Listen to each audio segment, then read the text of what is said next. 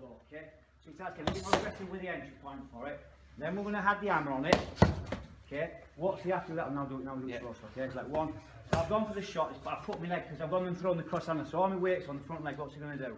Take that and put my head right at the end of that.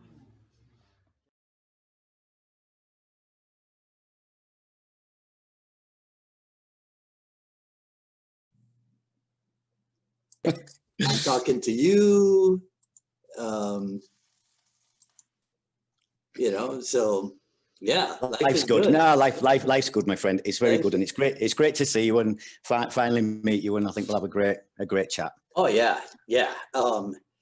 Although, I mean, and I'm sure people have probably expressed something like this to you many times before, but they feel like they know you already because they've seen so much of you. Yeah. You know. Yeah.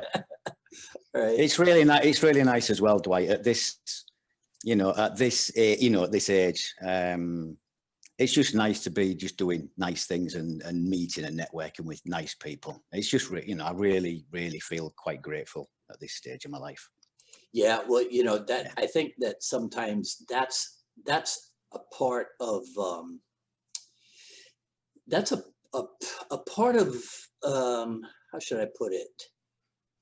It's what people don't know they should be feeling, right? Really? No, really. It's true. I think people just get lost and they lose it. And sometimes when you just ground your feet again, you just reflect back on your life and it's like, right, exactly. Wow. Yeah. All right. So let me see what's going to happen over here on Facebook. And because now it looks as if it's it might not end up on my page, it might end up in the news feed or whatever. I don't know too much about what Facebook does when you go live. The Be Live stuff is so much easier. It really is when it works. Yeah, I opened it at lunchtime today. I mean, I've had the computer set here all day and I opened it and it said then, it's like, you're ready to log in, and it was just like saying log in with Facebook and click, and it would do that, redone that, tried in the phone, back in the computer. I don't know why. Yeah. I honestly don't know why. Yeah, all right. And the computer's all set with the cameras and the microphones for how much interviewing stuff have you done? A ton? In the past, yeah. Of recent, not so many. Just simply, I've been in Spain, just chilling out. I moved away from England, and I love the Mediterranean, and the lifestyle over here is like just so chilled. So I've enjoyed kind of just being off the seminar circuit, because I did like 25 years on the seminar circuit. Oh, really? Yeah. Wow. Yeah. So it was just nice to step back a little bit and just focus on the company and focus on the guys, Right. So are you, you're not retired then, are you? No, but semi-retired. Okay. Semi-retired. Yeah. I've definitely taken a step back. Yeah. And I enjoy it because I've done all the crazy things when I was younger. I've done the, working 7 days a week and seriously, 15 or 16 hours a day as well, and traveling the world, and you know what it's like when you're traveling. So it's nice to just chill. I like to go pop downstairs, go to the beach. I hear you. Have a nice steak and a nice wine and just chill out. Okay. All right. So I think we're live. My apologies to everybody. We couldn't get the Be Live platform to do its thing. I hate to think that that's becoming a regular occurrence, but this is the second time that it's kind of flaked out on me. So for those of you who might be brand new to this, I am Dwight Woods. I am the Jeet Kune Do Rebel, and this is the Jeet Kune Do Dialogs episode number 151 with none other than, are you famous, infamous, notorious? Probably everything good and everything bad mixed. Yeah, yeah. Yeah. Hey, Matt. Well, anyhow, it's my pleasure to be able to talk to you. And like we were saying off camera, I probably heard your name way back in the beginning. Yeah. I mean, I'm talking 37 years ago, 1983, when I started with Seafood Dan. So now, all these many years later, it's a real pleasure to meet and talk to you and pick your brains. And I have so many questions for you. Awesome. Awesome. I don't know where to start. And I also don't want to be one of those interviewers, right, that ask the same dumb questions over and over again, right? But so give me 2 of the governing principles of Defense Lab. Well, I think the primary one, and it comes from the old KFM days as well, Dwight, was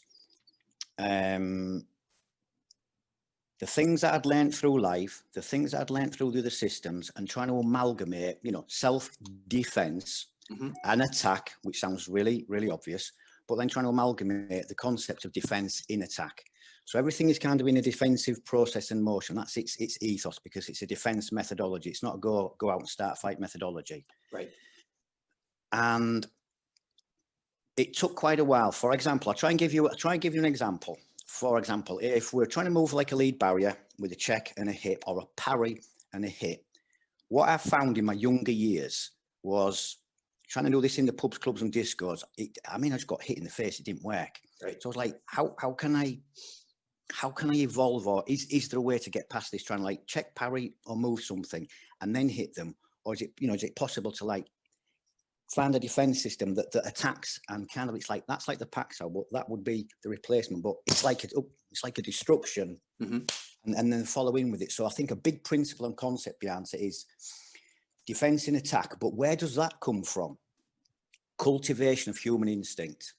Now, I think you and everybody out there knows as well, and these are just like the old flinch factors and everything. But I mean, if you slap something in the face, their hands pop up. They don't jump into these fixed positions. This is instinct. Yes. So really young. I mean, I'm talking like super young, 14, 15, 16. I kind of understood this a little bit back then, but I was too young to truly understand and value it. So I was playing around with this. I just didn't quite totally understand it myself because it was completely new. And we'll get to this kind of probably a little bit later in some of the other questions when I connect it to KFM. But this is what I found, and I'll tell you. Let me take you into a story from this, like the concept of the defense becoming a defense in attack. Right.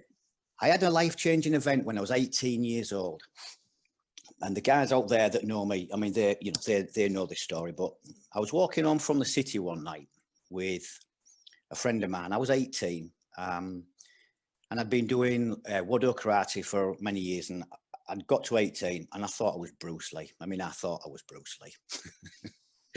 And I was walking home from the city one night with my friend who was about 23 years old, big guy, like 6'3", 6'4". And there was these 5 guys sat on a wall, eating classic English fish and chips. So we're just walking by. Eating classic English fish and chips, I swear, honestly. And one of these guys just threw his paper bag of chips at us. Well, for those in England that do know, maybe America not so much, but they like to put lots of vinegar on. Well, it stinks. Well, they threw this bag at us and we got covered in vinegar and it stank. So I just instinctively turned around and went, come on then. Obviously, all 5 of them stood up, obviously. I'm thinking, well, there's me and I think I'm Bruce Lee, because I've been training 3 times a week since I was 10 and I'm now 18. So I thought I was proper. Right, yeah. And I turned around from, like my friend. Well, my 6'3" friend is like 200 meters down the street. So by the time I look around and I go like, oh my, and I turn back around and I'm just in the mix of this thing and I'm like, oh, but, and I'm trying to do some of these things and I'm getting proper hit. And this was the first time, Dwight, that I actually felt I was in a fight with men, not boys, because I was 18, but they were like 21, 22, 23. And it was just different to fighting at school. And I dropped 2 or 3 of them. I dropped 2 or 3 of them. I hit the 4th one and I ran from the 5th one. And about 200 or 300 meters down the street, when it had all stopped and I'd calmed down and it had disappeared, and the fifth kid didn't chase me, you know, everything started coming down again, and I couldn't move my hand. I'm going, oh my God, like I broke my hand, I'd shattered it to pieces, my hand was smashed to pieces, and, you know, just all the bodies coming down like, and I had a brain melt, and I quit martial arts that night, because in the midst of all that, everything I'd been trying to do for 3 nights a week for the last 8, 9, 10 years, Right. nothing came out for me, nothing worked. Yeah. And I just quit. Before I actually got home, I quit. I just went, that's it, I'm done. I'm out, I'm finished. That just didn't work. The only thing that saved me was instinct. In the end, I finished up grabbing them, nutting them, spitting at them, trying to bite them. And it's just instinct. Mm-hmm. So I had a real brain melt. I spent days, and I mean, I really stressed out for days and days about what happened. You know, what happened? I just turned around and there's just this flash thing, and bits I can remember, bits I can't. And then I kind of left martial arts, and I let it drift for a few years. I was still having a few, call it, experiences in the street. Right. And finding more and more that, you know, this kind of trying to crash and enter kind of thing was kind of working. But then in Martial Arts Illustrated, which way back then was like UK's #1 martial art magazine, run by our dear friend, by our dear friend Bob Sykes. And I saw an advert in there for I think it was promoting a seminar, but for Bob Breen. And I went, wow, you know, Dan, Bob, Breen, London. Well, I was up in Yorkshire, which is mid-England. So I was thinking, it's a fair old journey, you know, London. I was like, anyway, I made the call and I booked a private lesson. With Bob. And if Bob's out there, you're going to get the story now. So I go from Hull, which is it's a big old track. You just have to drive from the city across to Doncaster, leave my car in Doncaster, go from Doncaster all the way down to London on the train, which is about 200 miles. Arrive in King's Cross Station, get on the underground. It was 2 or 3 tubes to Hoxton. I arrived at like the Hoxton Square Academy, which was like the place to be in London back then. And it really was. 200 miles? Yeah, it's 200 miles. Man, that little island is a long island, huh? Yep. And I used to go down every single week. I used to do a private lesson with Bob every week for years and years and years. Yeah. But this first trip down, I was, super young, mid-20s or something, 24, 5 or something. And I walked into the academy, and I'm in total awe of, like, you know, Dan Inosanto, and I'm going to see this legend, this guy that's in the magazine, like Bob Breen. And I walked in, I'm just this little young kid from Yorkshire, and I'm like, went to the reception and said, you know, hi, I'm Andy, I've got a lesson booked with Bob. And he comes through and he's like, yeah, and blah, blah. And I'm like, God, I'm here. I'm like, oh my God, I'm really here. Anyway, it's brilliant. He said, no, come on. So we just went straight into the training hall. And I got the lesson from, I think, the universe in a 1 hour span. We just started with some concepts and principles of the JKD and Carly, and Bob proceeded to like melt my brain completely. Because I had a little bit of fire in my belly, which he knows, and I always did. We were doing a little bit of Pacsowing, and you know, when you kind of go like, and that was quite hard. Okay, well, I got one harder back, so I'm like, give you one harder back, and we finished up with, like, you know, red arms, like we'd been on holidays to Barbados and without any sun cream on. And then we had a little bit of the boxing things, and I'm trying to jab him in the face, and he's jabbing me back, and I'm going, oh, I'll try and jab you, and he's jabbing me back. I'm like, yes. And I just had a fabulous, like, complete overview of, like, the JKD and the Carly, but in 1 hour. And we went, boom, boom, boom, boom, boom. And from that lesson, I mean, Bob knows the story. If you sat there listening, I still feel today what you did to me. I remember going back to the train from King's Cross Station, driving back up to Yorkshire, and looking out on the evening at all the flats and apartments as you drive out of, as you go out of London on the train. And I was just blown away, because I was in awe of, you know, Bruce Lee and Dan Inosanto, and I'd never seen JKD and Carly at that level. I mean, I had my hand, I mean, physically, I wasn't even in a class. I mean, I was like a one-on-one with Bob for my first ever experience. So it's not like I'd done some classes and then you move to a private lesson. I just went straight to private lesson and was lucky enough to put my hands on a guy with a tact ability that, you know, was in another level. So to feel the fluidity of this kind of motion from the Carly and the JKD, blew me away, and it made me start to really think maybe there is something more out here that I didn't know. You know, we don't know what we don't know. Right. And that just got me hooked. And I was back in London every week. And Bob knows, and again, the people that know me do, I used to train a lot of businessmen back then. So even when I was a young lad, I was earning really good money from training and teaching. Okay. Because I wanted to. Because, okay, wait. All right. Okay, well, go on then. yeah, so because yeah, no, so, go on. yeah, because there's a disconnect there. Oh. Right? There's a disconnect there. So yes, after the fish and chips encounter, yeah, you dropped martial art, even though you were still doing so. Okay, but you know, so I get this is so excited for me. I'm like a kid. I'm like a kid in the candy store. All right, explain this to me, because does everybody who trained with Bob Breen have a life in the clubs? It's very possible. It's very possible. Everybody from England seems to have Bob Breen, yeah, and working the doors, right, yeah, as a commonality. Yeah, I think, I think back in that era, I mean, it's actually really nice to say this, even like, Bob and Phil out there and all the guys out there. It's really nice to just say this next part. It was an era in life that was just that moment. It was just one of those great moments and great eras in life that I reflect back on now. Mm-hmm. And I just, like we spoke before, I just feel so grateful for it, because what a fabulous era it was. Everybody was, zinging. Yeah. Hoxton was zinging, and the whole, Dan had not been on the circuit that long, so Dan was quite fresh on the circuit as well for the seminar circuit. Mm-hmm. And the energy out there was I mean, it was just fabulous. And there was so many great people, obviously, like, Rick up in Scotland, and Bob down in London. Phil was out there, and everybody was like flying back and forth to LA all the time, and right. It was just one of them eras. It was magic, man. It was fantastic, Dwight, because I look back then, and I'll get back to this businessman thing and the connection with it. and I was going down to London every week for private lessons. So obviously one thing was people were saying, like, how on earth do you afford to go to London? Because it wasn't cheap. I mean, the trains and everything, they were never cheap in England. I mean, they're not now, but they never were. Yeah.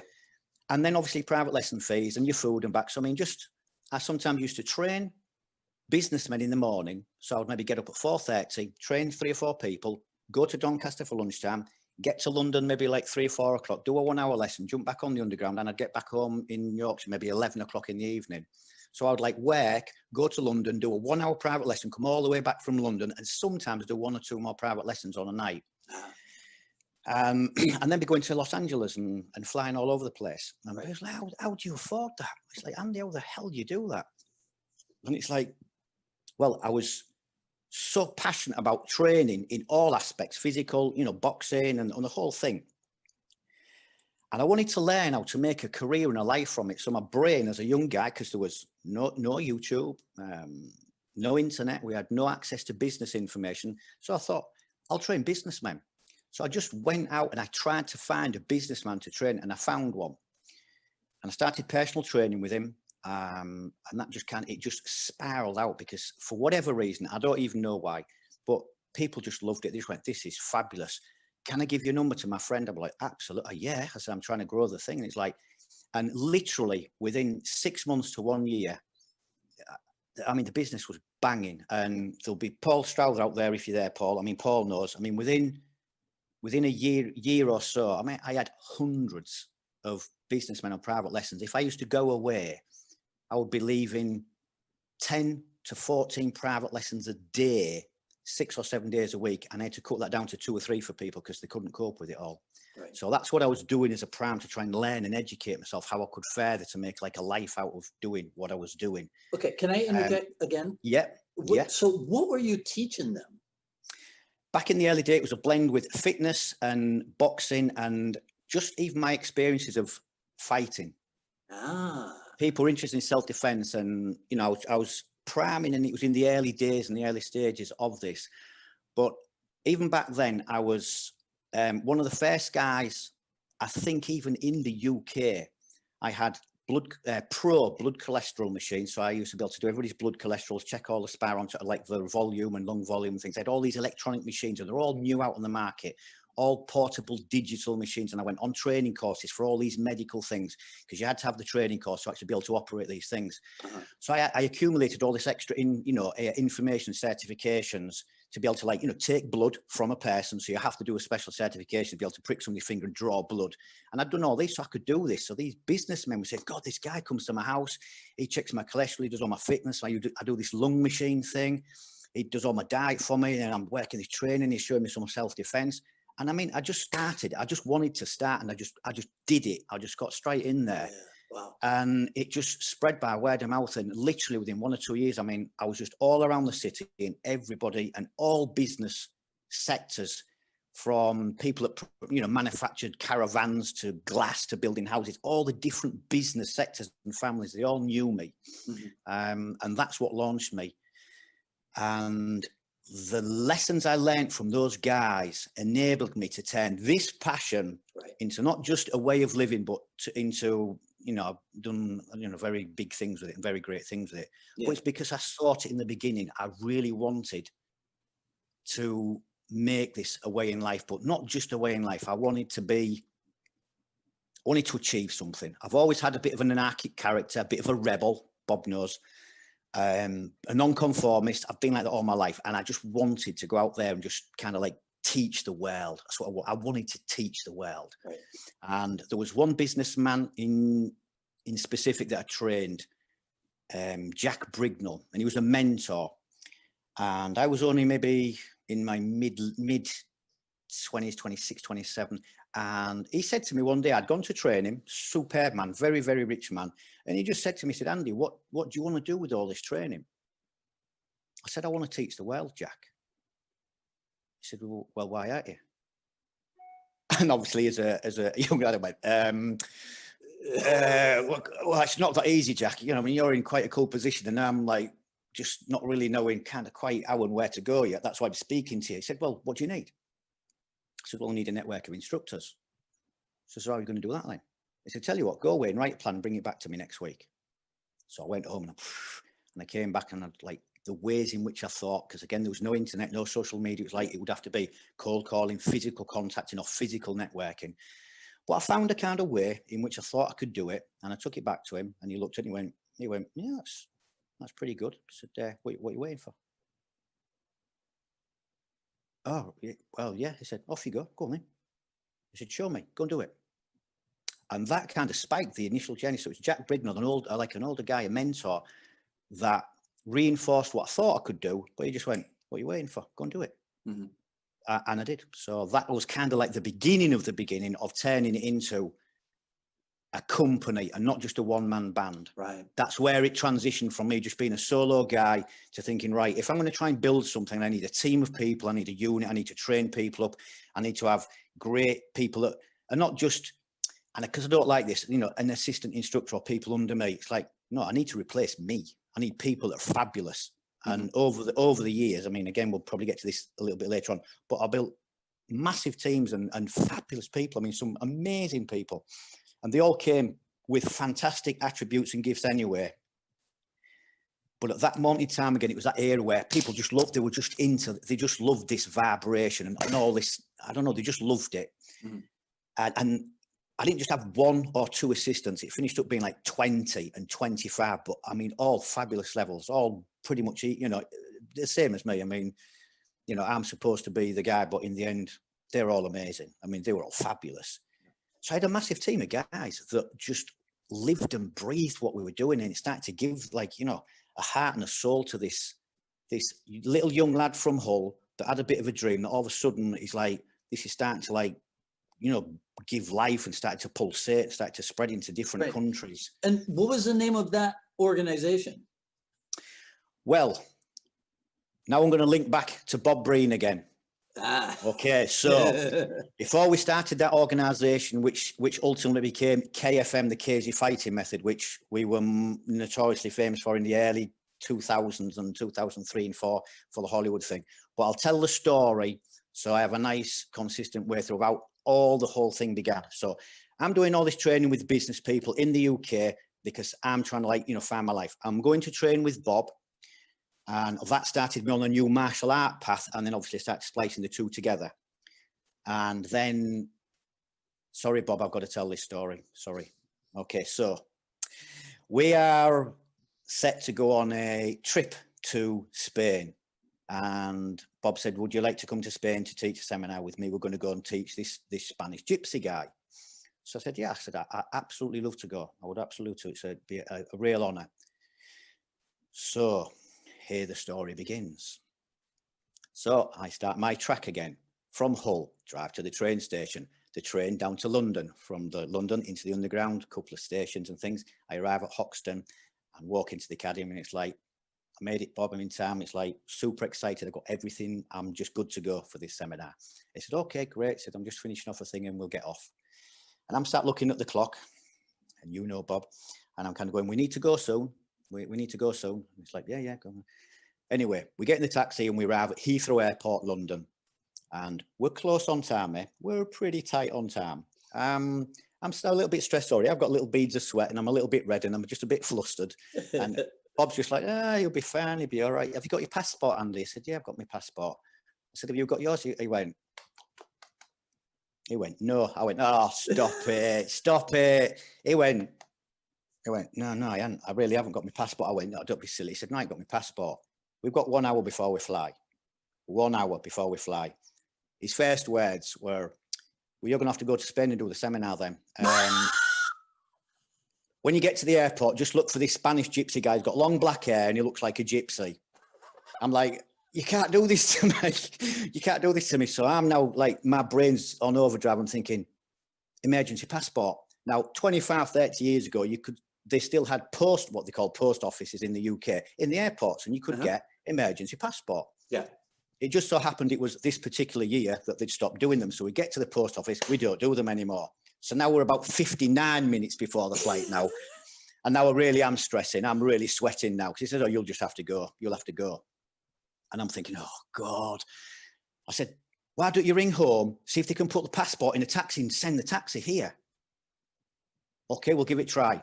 Rang home, passport in a taxi. We're down to the last 10 minutes, 5 minutes before the flight. I'm up at the gate, stressing. I'm like a tap. I'm just dripping in sweat, just stressing like mad. The girl is saying, we're closing the gates. I'm awfully sorry. Bob's on the telephone going, I've got my passport. I'm on my way. She said, I'm closing the gate. I'm closing the door. I'm going. I'm thinking, what can I do? What can I say to stop her? Like, to stop the airplane. I'm going like, and this was at a time when Bob had really bad hips. He had really bad hips, so he struggled to walk. And I was saying, like, well, my friend's partially disabled. I said, you can't, I mean, you've got to keep the plane. I mean, please. She went, and literally to the second he came around the corner, she went, oh, come on, get on. Well, we got onto the plane and Bob just sat down. He went, oh, well, I said, looking forward to a nice trip to Spain. I'm purple now. I'm just purple and I'm just dripping and I'm soaking wet and I'm sat in this chair and I'm just stressed to death. I'm thinking, oh my God. And he was going to send me on my own. And that was the first trip. And it's only because of Bob that I met Justo, which we'll get into the story in a minute of obviously how I met Justo and how even the beginnings of KFM came about. But if me and Bob hadn't had that amazing experience, if he'd not invited me and stressed me out, because you did, because I can still remember it, I don't know where we'd be today. Right. Would have been a very, very different destiny. So, you know, one of these nice things again to reflect back on is if I'd have not met Bob, just like the whole chain reactions of most people's lives, it wouldn't have led to this incident of, hey, do you want to go to Spain? Actually, yeah, I can do that week. I can make that weekend. Yeah. Mm-hmm. That changed, you know, my entire destiny. So again, just, you know, great times. And one of the things you look back and you go, God, if I hadn't have gone that weekend, if I'd not been able to make it, or if I had some training on, where would I be now? And then I stop. I go, no, don't think about it. We are here now. So it's like, it was great. There's a similar story about Inosano and Eric Paulson going to Germany. Probably. Right. Yeah, probably. But in that scenario, Bob Breen is Eric Paulson. Oh my God. Yeah, yeah. Okay. So okay, so we will get back to Spain and what have you. But did you Yeah. ever do the traditional route of opening up a place in Yorkshire, opening up a Yeah, school? or in my anything? yeah. Yeah? In my early days, I had a mixture of two, Dwight. I was out on the road going to business people's locations or houses or the businesses training them. Mhm. And I opened up a small private gym. And I was one of, I don't know if I was the first, but I mean, it's a lot of years ago. I was one of the first people to open up a 24-hour gym with a swipe card and no staff. So you could actually train all the way through the night, 24 hours a day, non-stop. So I was one of the first guys to launch one of them in the UK. I know probably in the States they were way in front of us probably, but there was very few, if any, people at the time doing that. Right. So I had the gymnasium going. I taught martial arts upstairs and I was still out on the road teaching businessmen. And the way I started teaching martial arts was I kind of said to the people in the area, I said, look, I'm studying JKD with this, and I was showing the magazine going, oh, this guy from London, Bob Breen and Danny Santo, and I was like, oh my God. And I said, but I'm kind of just in the early days, I'm just starting this, but do you want to train? And people are like, oh God, yeah. And I was just honest with people. I said, I've only started 6-7 months ago, and I'm just kind of getting going with it. But do you want to train? And they were like, yeah. And so even that started. I just thought, well, I'll start. I mean, I'll just start with it. If I'm just honest with people and say, well, this is what I'm doing. This is where I'm going. Yeah. This is who's teaching me. And it's kind of all coming down from like the Bruce Dan kind of lineage. And people were just, yeah. Because back in my old city, and again, back, 25, 30 years ago, Dwight, all there was karate, boxing, and judo. Right. That was pretty much it. Yeah. There was not much else outside of the old classics of judo and boxing, which obviously are awesome, and I've got some stories on that. And the karate, which is great, but wasn't for me. Mm-hmm. Great, but wasn't for me. Yeah. But yeah, I started.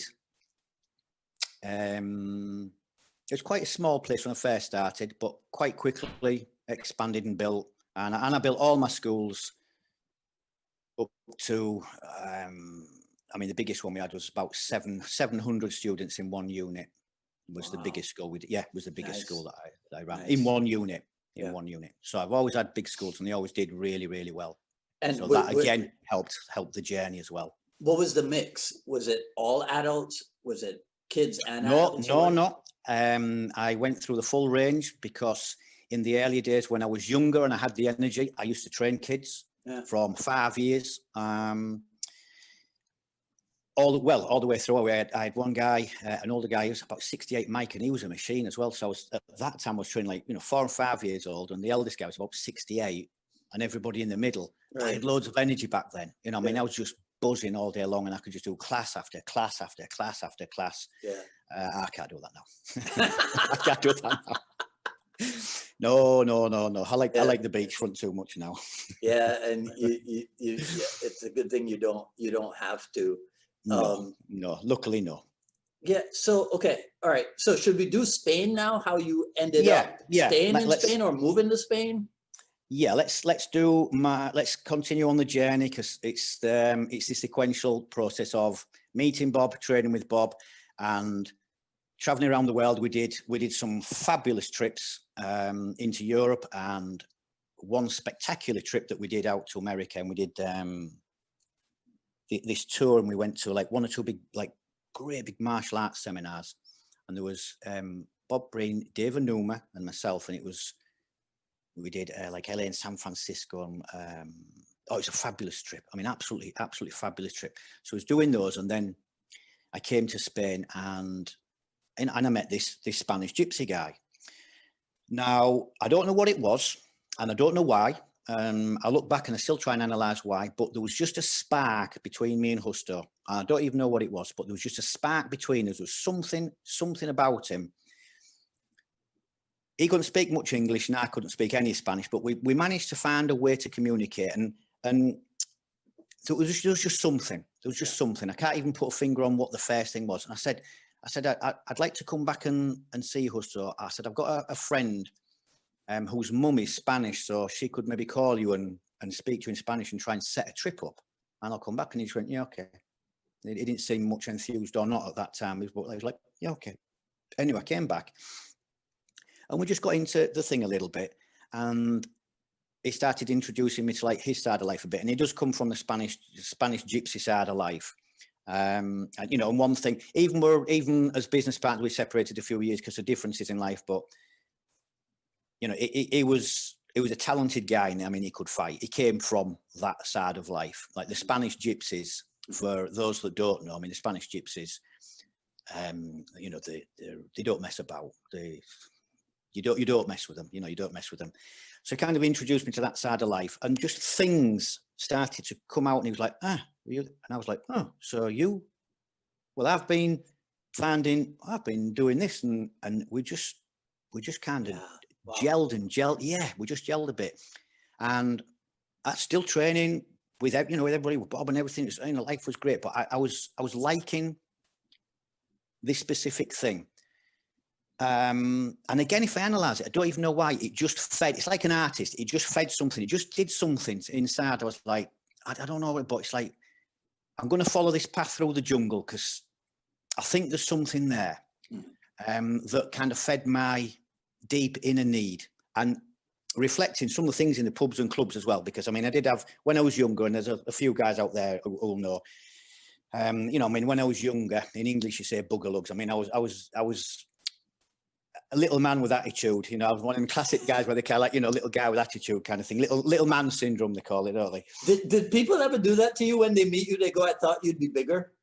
Yeah, everybody. Not just somebody, Dwight. Everybody goes like, oh, I thought you'd be bigger. I'm like, I can't say what I want to say. It's like, just. And because of that, obviously, when you're in the pub and club and people, and it used to wind me up because it was the bully and the arrogance of the people. It was like, blah. So I just wanted to fight. I was like, you're a bully because you're only saying that because I'm little. So I wanted to fight them just because the fact that they were doing that. But I was very quickly finding out through my late teens and into the 20s and things that, you know, trying to parry and bob and weave 3 and 4 guys, not one, right, 3 and 4 guys in a nightclub when it's dark is verging on impossible. Why? You can't see anything. It's all happening that fast. And what I found myself, and Hustad found, but this was kind of like the birth of KFM, as it were, was, you know, this shape that people see, that to this day still, you know, some people love it, some people hate it, and I mean hate on it beyond.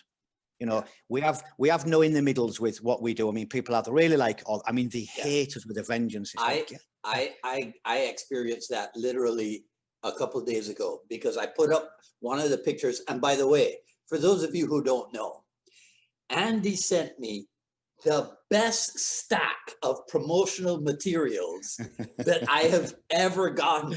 And as soon as we planned this, he started feeding me stuff, right? And I was just in awe. So I put up, I think it was on Monday or Tuesday, I put up the picture of the 4. The shapes. Yeah. Right? Yeah. Man, it's a polarizing thing, like you said. Oh. Right? Yeah. Somebody was like, Batman theatrical nonsense. Yeah. Well, I'll jump into this a little bit. It's like, I don't really want to, and I don't need to, but I will do just out of the fun side of it, because obviously I've lived with hatred at an obscene level, and I do mean obscene level, for 25 years. I mean, for 25 years, if I didn't have, you know, skin like a rhino, I'd be in a mental institution, honestly, because people hate upon you. You know, they see this and they just go, you know, it won't in work. And I used to try and justify it to people and explain, and nowadays I just like, okay, if you're not interested, not interested. But because we're doing this, I'll explain the story that I used to tell to people. Now I'm not. If you like it, great. If you don't, that's fine. I said, you know, Tim, if you get slapped in the face, definitely you're gonna, you know, do this kind of reflex. So if you defend your head, YouTube is now full of it, of people getting beaten up or laid on the floor getting kicked, and everybody folds herself up. There's one classic fight with Chuck Liddell and Tito Ortiz in the UFC back in, I don't know what year, many, many years ago. But Chuck Liddell had Tito Ortiz on the cage and he's just pounding him. And Tito's just, you know, he's literally just like this. And you go, that's instinct, look. Tito Ortiz is doing this and nobody can see it. It's like, why do you think this is something else? This is not a technique, guys. This is not a new technique that anybody, not even just Andy and Usto, nobody's invented. You go, this is human instinct. What me and Usto did was cultivate this human instinct. You go, if you're going to do this, why desensitize it and try and do that? When you do this, you know, you go, whoa, what's that? And go, well, if we just close it in tighter, lock the neck, and you go, well, this can start to become, you know, a multi-dimensional weapon. And we go, wow, bloody hell, wow. And then, you know, from that, the shapes, because it's just like, you know, the two hands, it slides to a wrist, it slides to a bicep, it's two on, one under. It's like, it mutated into this thing. But the main reason behind this shape one, and I'll even ask you, Dwight, because maybe this might be good, cool, or interesting for you as well. Do you know what this shape does? What it actually, why we did it? Well, in my short time analyzing what you've done, because I'm not intimately familiar with it, but it seems to be, because I used to, when you started talking about that, I remember that I used to teach people that defense was instinctive. So when I started reading about your stuff, I go, okay, we had the same idea. Now, I never developed it into anything. I just told people that in training with me, we will cultivate that instinct into something, counter-offensive. But if the question is why you do it, I don't know that I have the answer for you. But it is definitely a structure that will buy you a couple split seconds that you need to regroup and then do your own thing. I mean, that's the best I can come up with. Okay, so I'm going to go back and use a process developed 25 years ago. And this is sometimes, I guess, the sad bit that I wish I could express to everybody, but unless they either, like, you know, train or come and see your car, and the first instinct is they see a photograph, react to the photograph, and then they're going to go, that's you know, it's crap or it's bullshit. So we've got our two knockout points of our temples. So obviously, if we get hit in the temples, we're probably going to go down. If you get hit on the jaw, we're probably going to go down. If you get punched in the neck, you're probably going to go down. And obviously, hit on the back of the head, we all know you see stars and you fall down. So this shape, I can't do it with the headphones so easily, but you know, this shape covers all your 7 major knockout points. Okay. So from that, what I did is we just developed what's called a 4-man box. One guy stood in front, one at the side, one at the side, one at the back. So 8 fists. And we just had an experiment. And in the early days, even I didn't know the answer. But what I did know is in the pubs and clubs, people do headhunts. They headhunt. They try. You just watch it to this very day. You see the fights in the street. Everybody's still headhunting. Everybody. If it falls to the ground, now you start seeing bits of jiu-jitsu, and you do actually see the odd guy pulling an armbar in the street and things, which is okay if there's not too many other people involved. But in general, people headhunt. So I started thinking from the club and taking it back into the academy, which I used to call like the lab, and in the end, how we became Defense Lab. Can I defend these 7 knockout points from 8 fists, all in one beat? As in, bam, bam. So this guy fires, these 2 guys fire, and the guy at the back fires as well. And this covers all the knockout points. And we just used to test it. Gloves on, you go, okay, 3, 2, 1, and everybody just try and knock the guy out. And you go, this defends. So it's like, can you protect the knockout points? Because if you start putting your hands out to try and block anything, you just get knocked out. I mean, immediately, Dwight, and you just try it. Get 4 guys, 8 boxing gloves, and you take your hands away from your head when you say 3, 2, 1. All of you can hit me now, and you bring your hands away from your head. You just get hit in the head, and you go, okay, yeah, but, and you can start your own investigation. Go, yeah, but, I'm going to parry this and move. Okay, try. You try. Yeah. The guy, you know, you do something. This guy just goes jab, cross, temple, chin, and you're just on the floor. And we did loads of that. And now it just compounded and cemented the fact that, no, this frame has got a true value in the street world. Let's not get to guns and knives. That's another issue. But we're looking at people punching your head. Can you protect your knockout points from more than one person with a simple frame? Yes, you can. Then people see the photograph, look at the shape, and then obviously people say, I'd punch you in the ribs, give you a good liver shot, spleen shot, or kick you in the bollocks, or obviously That's I'd exactly what they said. or a tie kick you in the leg. Right.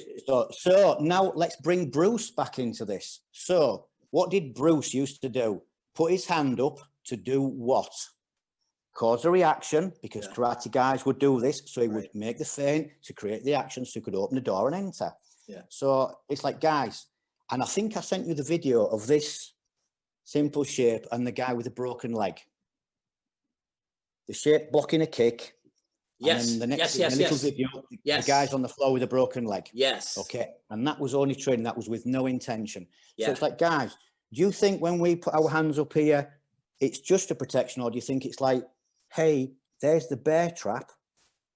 It's like, do you think we just stand in the street like that? Do you think this is not fluid and moving and moving with everything? You go, there's the window. Oh, yes. Yeah. And that's exactly what that video saw. And it's like, and that was training, and he only touched it. He snapped his shin. He only snapped his shin clean in half. Yeah. So and we all know elbows are brutal. So when you start understanding like this, you know, this kind of motion, you go, okay, there's a little window there. It's a movement in time. You go, there's a window there, and people fall for it. And you hit this and you hit them at the same time. It's very fluid. Unfortunately, a photograph doesn't express that. Right.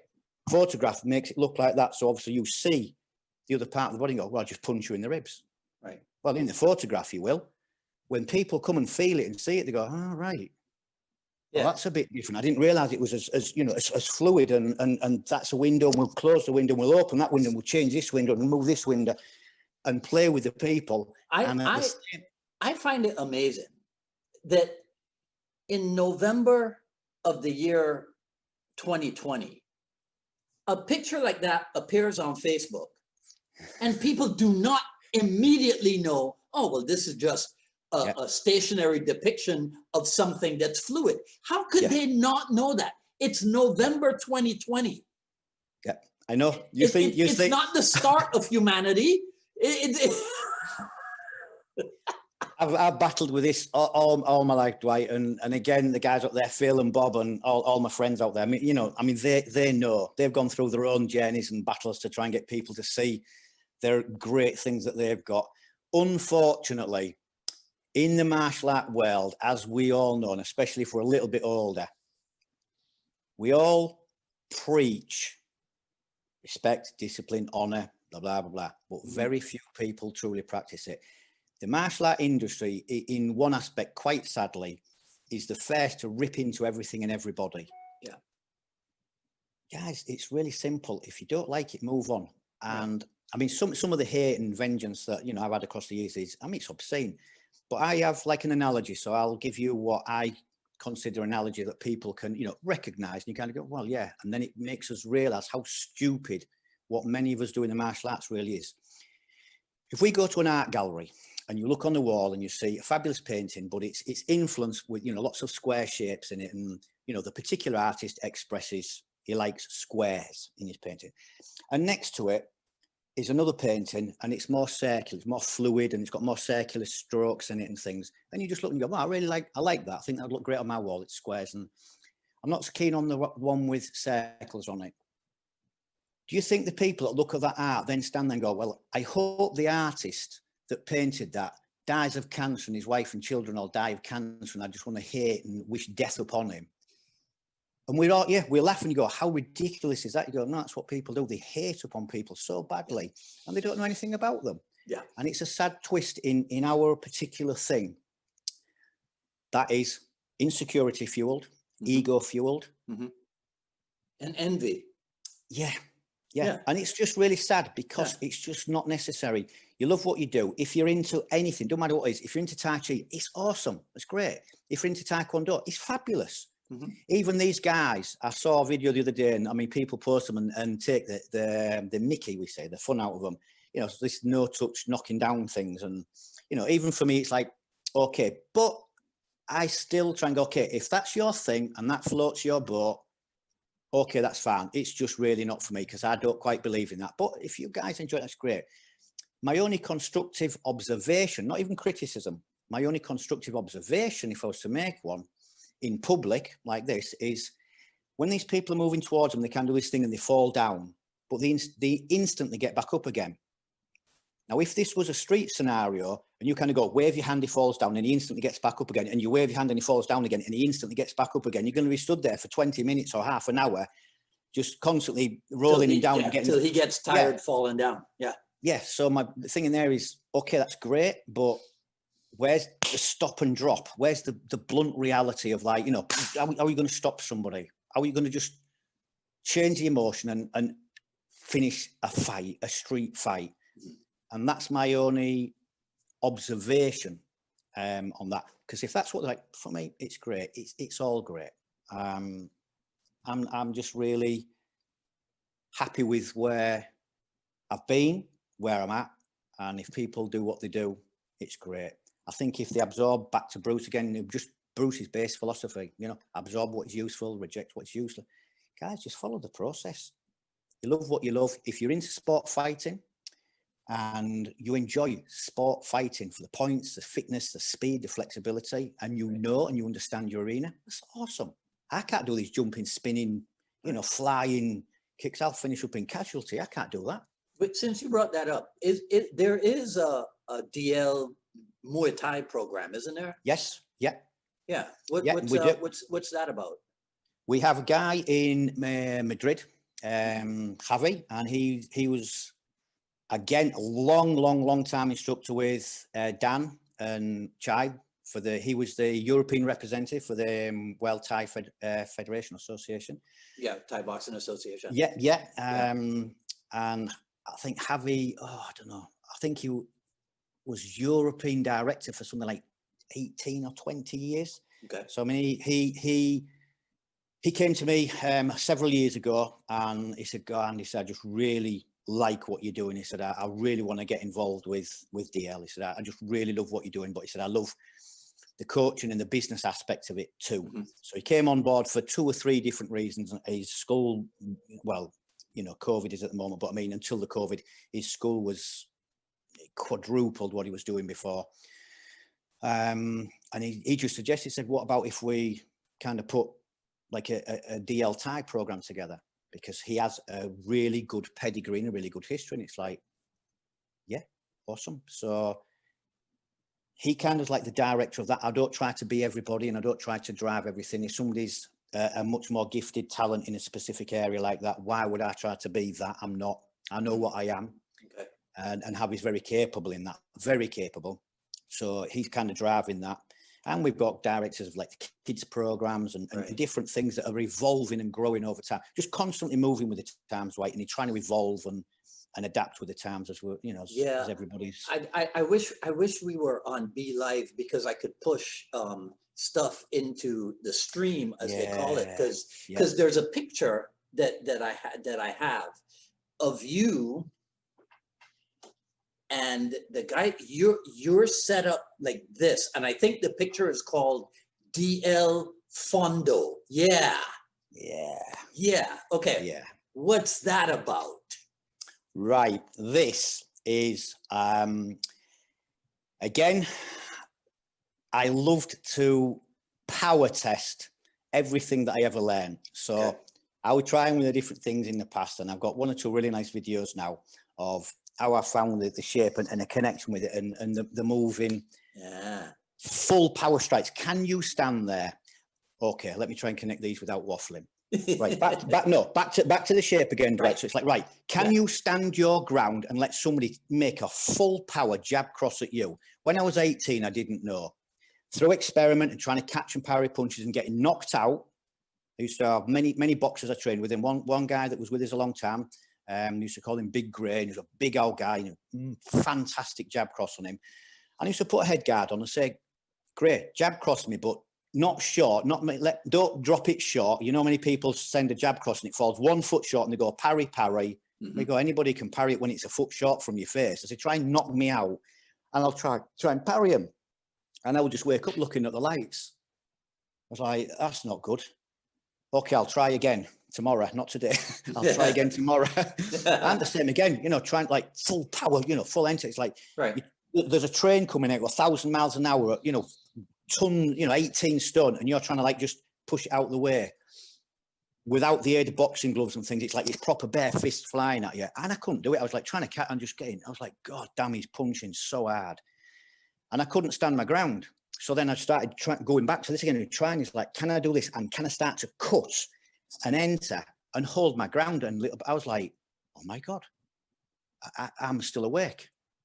I'm still here. I'm still standing. So then this is when the 4-man box started getting developed. It's like, can you stand? Obviously you're going to fight and obviously you want to try and run away. But if you have to, and we call it forced training, can you stand your ground when people are throwing full power, and I do mean full power punches at your head, and not just once or twice, but I mean, many of the guys out there have seen it. We have drills where the guys are pounding on them for 30 seconds and they've got to live in the stress. Yeah. And then little by little, this evolves. They can start to fight back. And in the end, it becomes a fight. And we call it the temple of chaos. In the beginning, we call it the human prison. You're trapped between people. And it's a human prison. And you're trapped in it. And you're trying to survive. And eventually try and break away from the prison. And it's like a temple of chaos. Yeah. But then this time came with the stick. Was like, the first thing I found with people is when we got to pressure. So I would, say, okay, I'm going to do an angle one. But instead of like stop and check and move through the sector, I said, I'm going to hit you as hard as I can. So I'm going to try and smash you in the skull. We put an head guard on, but say, I'm going to try as hard as I can to hit you in the head. And you just check and just sticks bouncing off faces. And it's like, just could not find full power. People were frightened. They were frightened of a full power shot. So they started coming home a little bit tighter, like more like a defense, like a panic thing, but it just opens alarm. So good. So it became part of what many carry, including Bob out there with the 4D, a box. And it's a simple concept. The way it can be used is many and varied, but it's just a box. And we move within this box and we keep this with us. So this stick and these things that you see, work with it. And one thing that I've always done, Dwight, with the Carling, actually, I'm just going to drop this in. I'm just going to drop this in. Bob will like these. You will like this, Bob. I found these the other day. I have a pair of genuine sticks from Hoxton Academy that are 25 years old. And I found them the other day and I was like, oh my God. I said, these, me and Bob have trained with these together. These are 25 years old and these are in my little museum bag. And I went, wow. That's classic. I'll pull them out. That's classic. Well, that's back from Hoxton. But what I've done with the stick all the time, because my brain is constant, it's like this all the time, Dwight. I was like, okay, it's a stick. Why do we train with sticks, guys? Because we haven't got a sword. Why did they use a stick instead of a sword? Maybe they couldn't afford to have a sword, so they use a stick. Or it's just for training. Well, even if it's for training, it's about killing people. Yes or no, because it's a battlefield art, even if it's a training methodology. So I always used to come back to the beginning and go like, what's my objective? Can I stand my ground against a full power punch? Can I stand my ground against, full power angle one? In the end, yes. In the beginning, no. But in the end, yes. And then for the last 20 years, I've always put, I don't know if you can see it. I noticed it. Yeah. A nail. I noticed it. And a hook in the sticks. It's like, if you can't afford a sword, well, a nail costs you like 1 cent. Just put a nail in it. Yeah. Because then when you stab somebody, you still kill them. It's only a stick go, yeah, but if I stab you in the eye, your life's over. If I stab you in the throat, you're done. We know we only need like an inch and a little bit to touch an organ. So even go, just a simple, bap, you go, it's only a stick, yeah, but you're gone. That's it. It's over. Now, obviously, training with a partner, we don't train with that. But I always train with this, so I get used to moving and not catching me and not sticking always cutting short and checking tight and entering for the rip and the hook on it. Yeah. So when I enter it, it's like, the power behind the shaping to thrust and drive and like catch with a hook and pull back. Just made the stick really brutal in close, like really brutal. And because it's a stick, yeah, it hurts when you hit them, but when you've got a piece of metal on it and it's like rips your face open, rips your eye out, rips your nose open, rips your ear off, or insert it into the vein and rips the vein out, it's only a bamboo stick, but you go, no, it's not. No, it's not. And it's a way of thinking, and this is for me, again, back to a bit like a Bruce Lee thing. Constantly looking, constantly changing, constantly evolving, constantly trying to find the combat, the unlimited, the unlimited side of combat. Because we can all argue and debate forever, but ultimately, we've got to look at the unlimitedness and work backwards. Yeah, but You know we what? lose the essence if not. The Jeet purists are going to say you took it too far. You went too far.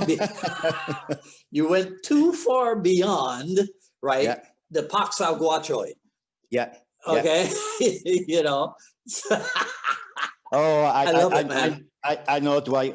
I've battled like, you know, with this for years and years. Yeah. I've always tried to find, you know, the extremity, and it was like, I'll drop this. Shall I drop this in there? Yeah, yeah, yeah.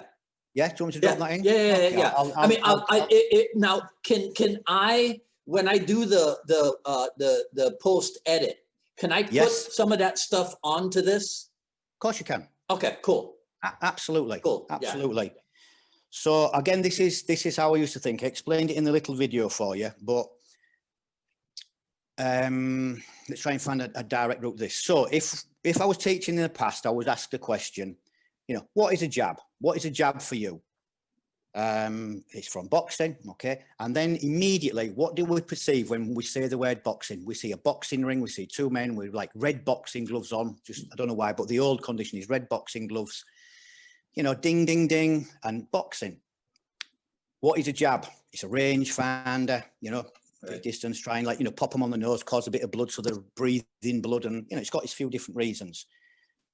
Yeah, but who said that's what it is? In the unlimitless world of, you know, self-survival, being a Viking, irregardless of police, problems, the aftermath. We all know the aftermath. We don't need to do lectures on it or write books on it. We all know you touch anybody, it's a problem. But what's the concept behind a jab?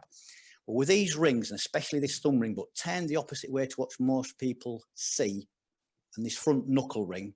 And for those that have not seen, like, you know, these rings just blades beyond. I mean, they're just knives beyond. So when you hit somebody in the face and you can catch this kind of area, this pyramid ring, obviously it shatters your face, right, but it's going to turn your face and it exposes the vein in the neck. And that thumb ring there just slides straight into the neck and just pops the vein. So a jab with a corkscrew twist on it, it's not a jab. Yeah, it's a stopper. It's a proper stopper. And this kind of stealth weaponry I developed years and years ago, and I'll just show the guys out there. These are like some of the many variations of the rings that I've designed over the last 25 years. And they were basically to cover the dimensions of the hand. So we cover like this reverse hammer, but it's a blade. You have a blade like an eagle claw on this side of it. You've got like a blunt force trauma that still rips, and you've got a little hook ring on this one. And again, I think I showed you this before, but I mean, these as well. I mean, these just, it's like a blade. It just cuts. So this is what I say to people when I'm on seminars or demos. Say, okay, guys, imagine we're sat in a coffee shop and I'm just sat there speaking with people and I've just got two knives in my hand. Exactly. You're laughing. Why? Because exactly. Right. The table next to you with the three girls on it all talking and chatting, you know, going to look across and go, there's a guy over there with two knives in his hand, which is disturbing, to say the least. The next thing that's going to happen is the waitress comes out because they've been in to say something, and she looks and checks and goes, yep, he's sat there with two knives. The next thing is the police car pulls up. Right. And now we enter into a big problem. Yeah. So it was like, okay, how do we have the same effect, but by doing something that's impossible to do? Right. Gothic rings. This is what we call stealth weaponry. Yeah. You don't need to go and pull it, find it, draw it. If somebody touches you, it's an instinctive reaction. Yeah. Do you have a version where the blade rests inside the finger here? Yes, we have. Well, all these ones. Let me see if I can show you this, Dwight. Because you can put these in this form, almost a bit like Wolverine. So when you catch or grab somebody, if you're working a Pacsowing, but if you work a Pacsowing with these, literally, you rip somebody's muscle off the flesh, right. Literally. Yeah. Literally. Wow. We have one of the guys, there you go, Paulie Strowther out there. He had an event several years ago with like a big local sort of like gangster guy in the nightclub, big old dude. In American, I don't know what pounds were, but he probably 18 stone, 200 plus pounds, big old guy. And he jumped on Paul, and with a thumb ring, they finished up on the floor, and Paul he just opened his skull, just opened the guy's skull up. Because this guy was notoriously not a good lad, the security guys went, Paul, get out, get yourself out, get yourself out. It was all kind of cool because this other lad was a naughty lad. But the ring was an obscene equaliser from a guy that's maybe like 12 stone at the time, 12 and a half stone versus an 18 stone guy. It's like a 160, 70 pound versus maybe like a 250 pound guy on the bottom of the guard on a disco floor where there's shoes and people and everything like that. And that equaled the fight. And Paul did the job on him proper and walked away from that one. So this stealth weaponry was designed for the limitless world, because you can't walk around with knives. But I was like, but what can we do to kind of balance it out? And I think I'd said, the initial design behind this thumb ring was from a rear naked choke, being picked up in a rear naked choke when I was younger. And the instinct, I don't care what people say. Anybody that's out there and they know, if you run behind somebody and pick them up with a rear naked choke, you don't just pick them up and stand still unless they're pathetically weak and you're massively strong and you just like grab all of them and squeeze and put like, you generally drag them backwards a bit, break the balance. They can't stomp on your foot and they can't open and hit the groin so much because you've broken the balance and it's a bit of a surprise pickup. And I've been picked up with a rear naked choke when I wasn't ready. And the first thing I did was my hands panicked and came up. Luckily, I managed to work a way out of it, but it made me go back and think, and that's where this came from. I thought, well, if the hands are going to come up, wouldn't it be amazing if I was walking around all the time as if I had a dagger and an ice pick, and when it came out, I stuck it in somebody's arm. And obviously these things, you can't see it, but it's like, they dig in and it'll just open you to the bone. Yeah. So it was inspired by a rear naked choke. That's what inspired it, because, we all know, and it's true then, and it's true to this day. If somebody locks a rear naked choke in and you haven't got some kind of assistant and you're not bigger or stronger than them, you're probably going to go to sleep. But with an equaliser, it is possible.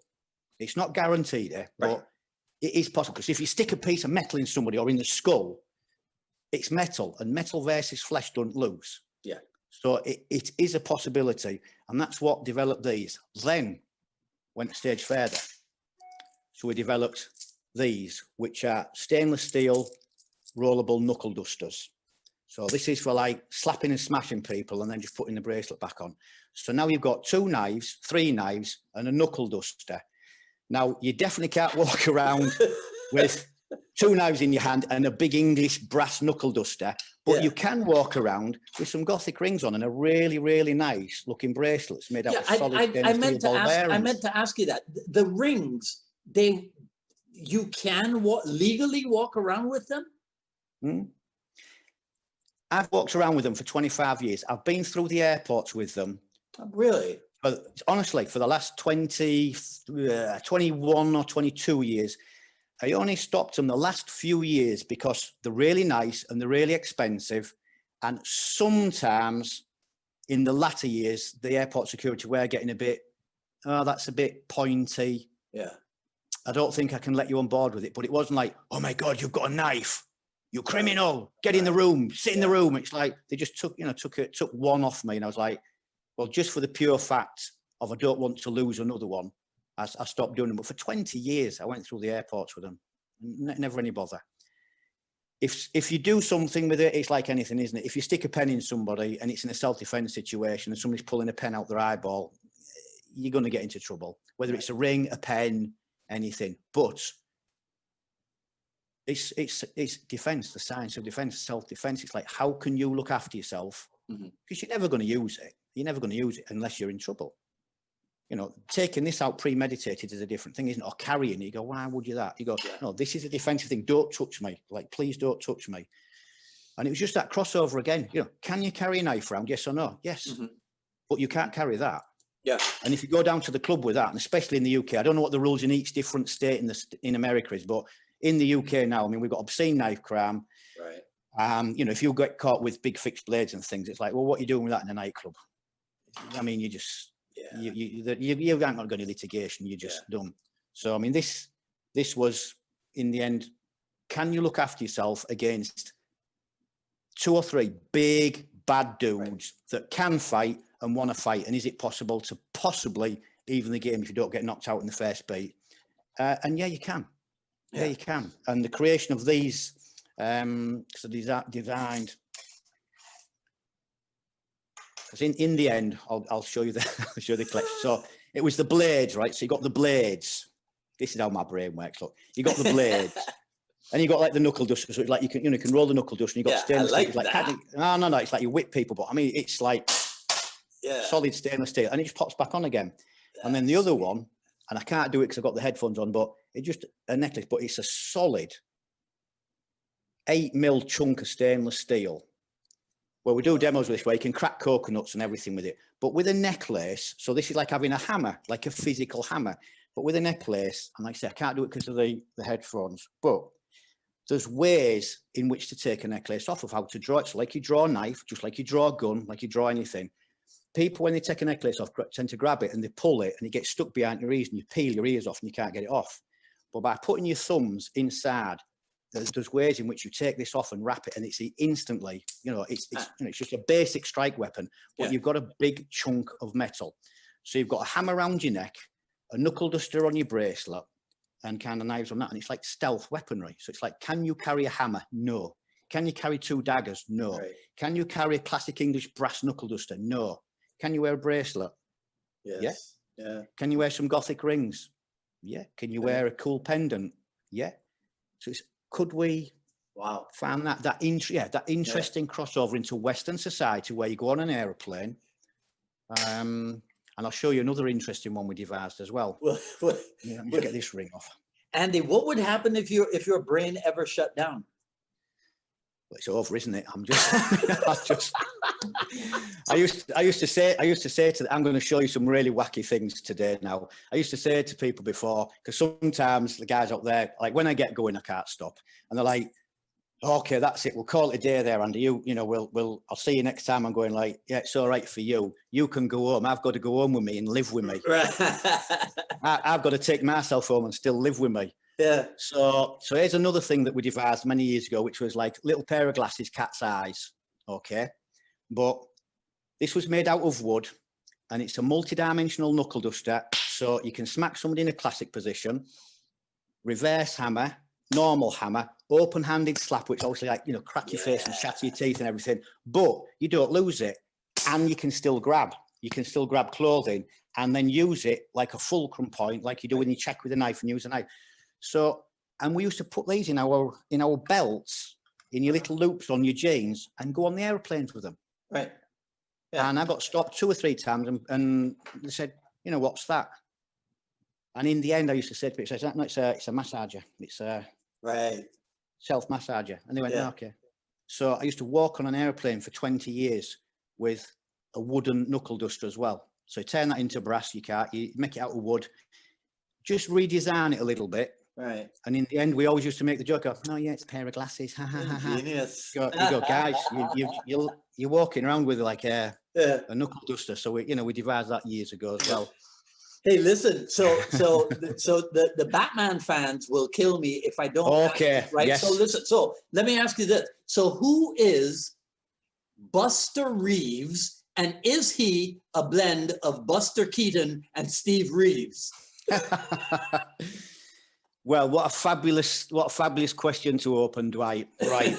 let me do the Hollywood story for you, because I want to give credit to all the people that made any of that kind of possible as well. So in my very, very early years, when I first started training with Bob, and he'd put a dance seminar on, a guy called Chris Houter, who's one of the original Dirty Dozen American Brazilian black belts, came over. Through that connection, myself, Bob, and I'm not quite sure, I think it was James. James came to us with LA, and we went to the Machado school and started training with Higgin, John, and John Jack. And then I brought John over to the UK. It was the first time I'd brought somebody over from that caliber. And where was we going? What was I saying? I've lost what I was saying there. Well, you're going to end up at Buster Reeves. Yeah. So John John Machado came over to England, and I contacted Bob Sykes. That's where I'd missed the link. Bob Sykes at Martial Arts Illustrated to say, I've got one of the Machado brothers coming to UK. Would you possibly do an article on it? Well, he didn't know me at that time. He said, well, come over and see me. And I only lived about 40 minutes away. So I drove over to see him. And then he said, do you want to stay and do a little bit of training? So I stayed and do some training with him. And we just got on really well. Mm-hmm. And Buster Reeves just happened to be training there that day. And he said, I introduced you to Buster. So training with Buster a little bit. And I said, hey, what do you do? And he said, I've just started in the Hollywood movie industry. And I was like, wow, cool. And I just made the joke, said, if you ever need anything, let me know. And it kind of went like that a little bit. So Bob Sykes was the original connection, because without knowing Bob, I would have never met Buster. Right. And then Buster kind of went off on his journey a little bit. And we had about a 2 or 3 gap where I didn't see him so much because he was working on films. And this is how the Batman story begins. I get a telephone call one day from Buster. I'm on a seminar in Germany. And he said, hey, Andy, would you like to do an audition for a show called The Intimidation Game? And I went, I think so. I thought The Intimidation Game. And it sounded like one of those weird Chinese, them Chinese games where they do all weird things to people. And they torture themselves, don't they? Like an intimidation game. So my brain's thinking, is this some weird game show that I'm going to say yes and really wished I hadn't got involved in? And all big movies have code names, and he couldn't tell me because he's under contract of confidentiality. Right. So he said, would you be interested? I said, yeah. I said, of course I would, Buster, yeah. He said, okay. He said, well, when you get back from Germany, I'll call you. Perfect. 2 weeks went by, and I'd not heard from Buster. And I remember driving home from the academy one night with my wife. It was 11 o'clock on a Monday evening, and I just said, I need to ring Buster. And my wife said to me, then she went, it's 11 o'clock, Andy, on a Monday night. She said, just ring him tomorrow. I said, no, I need to ring him now. I need to ring him now. Oh, well, I'm going in. And I just rang Buster. And I said, hey, Buster, I said, not heard back from you. Any news or what's going on with the thing? He said, well, you're at Shepperton Studios in the morning, aren't you? He said, I'll see you in the morning. I said, don't know what you're talking about. He said, you've got an audition tomorrow morning at Shepperton Studios in London. He said, didn't Dave Foreman ring you? I was like, no. He said, well, you need to be at the studios in the morning. So I'm like, right, okay. So I'll see you in the morning. So I ran in, I said, right, I've got 3 or 4 hours sleep, and then I've got to get up at like 3 o'clock in the morning and drive down to London for like 7 in the morning. And I did. And then this, for all the guys out there, this incredible thing happened. I walked into this room. I went down with Paul Strowther, and my wife, and we walked into this room, and just loads of people. Yeah. Just loads of people, really talented kids, running up walls, doing triple back somersaults, all these things. And I was stood there, Dwight, and I was thinking, what am I doing in here? I can't do any of that. No, I can't do any of that. I mean, they're all just doing all this amazing jumping kung fu stuff. And I mean, it's fabulous, but I'm thinking, I can't do any of that. Like, what am I going to do? Anyway, the audition started, and it was a little bit like the X Factor. I mean, it's cold, and you get your few seconds, and it's like out or stay. It's quite a it's quite a thing at that level. I mean, in the big films, they don't mess about because they ain't got the time, and it's like if you can, you can. If you can't, you just go away. So it's quite brutal. And they showed us a sword sequence, which was for the ninja part in Batman Begins. And it's where you got all the guys with the masks on in the middle of the temple, kind of midway through the film, where he's walking through them and got their opening and closing. And it was for a part in that. Mm-hmm. So I learned this sword sequence, and then so halfway through that, I was like, oh, this is just really not what I do. And I felt a little bit, I don't know, just disheartened with things like, this is not me, this is not what I do. And I just kind of said to the guys, there was Paul Jennings there, who was the coordinator and eventually the guy that employed me, which will tell you that story. Dave Foreman, the fighter ranger, Buster Reeves, Mark Mottram, and a few of the guys there. And I just kind of said to, I think it was Paul and Dave, I said, this is not really, me. I said, can I show you what I do? And there was this silence. And I thought, oh, I've this up. I'm just going to turn around and go, like, get the out of here. And there was just like a pause, and it was horrible because I went, oh, I shouldn't have said that. This was not the place to say, can I show you what I do? And they went, oh, okay. So I started to do a bit of JKD, bit of Carly, bit of Salat, bit of things. And then I started doing some of, like, you know, the KFM kind of stuff. Anyway, we went, whoa, stop. He said, what's that? I said, it's kind of what you know, what we do. I said, it's called KFM, but you won't have heard of it because we've only just kind of started on this public circuit with it. He said, just do something like that again. He said, can you like fight 2 or 3 people with that and sort of move around? And I said, well, yeah. So I did some things, and then they went, go and get the camera, go and get the camera. So the guys came back with cameras and they filmed it. Really? And they sent it direct to Chris Nolan in LA. Yeah. I stayed for lunch. I stayed all afternoon training the stunt guys, and they went, amazing. We'll kind of let you know, but I could feel a vibe. Anyway, I went home for a few days, and then I just got the call. It's Batman Begins. Contract to confidentiality. You start tomorrow. I'm Batman.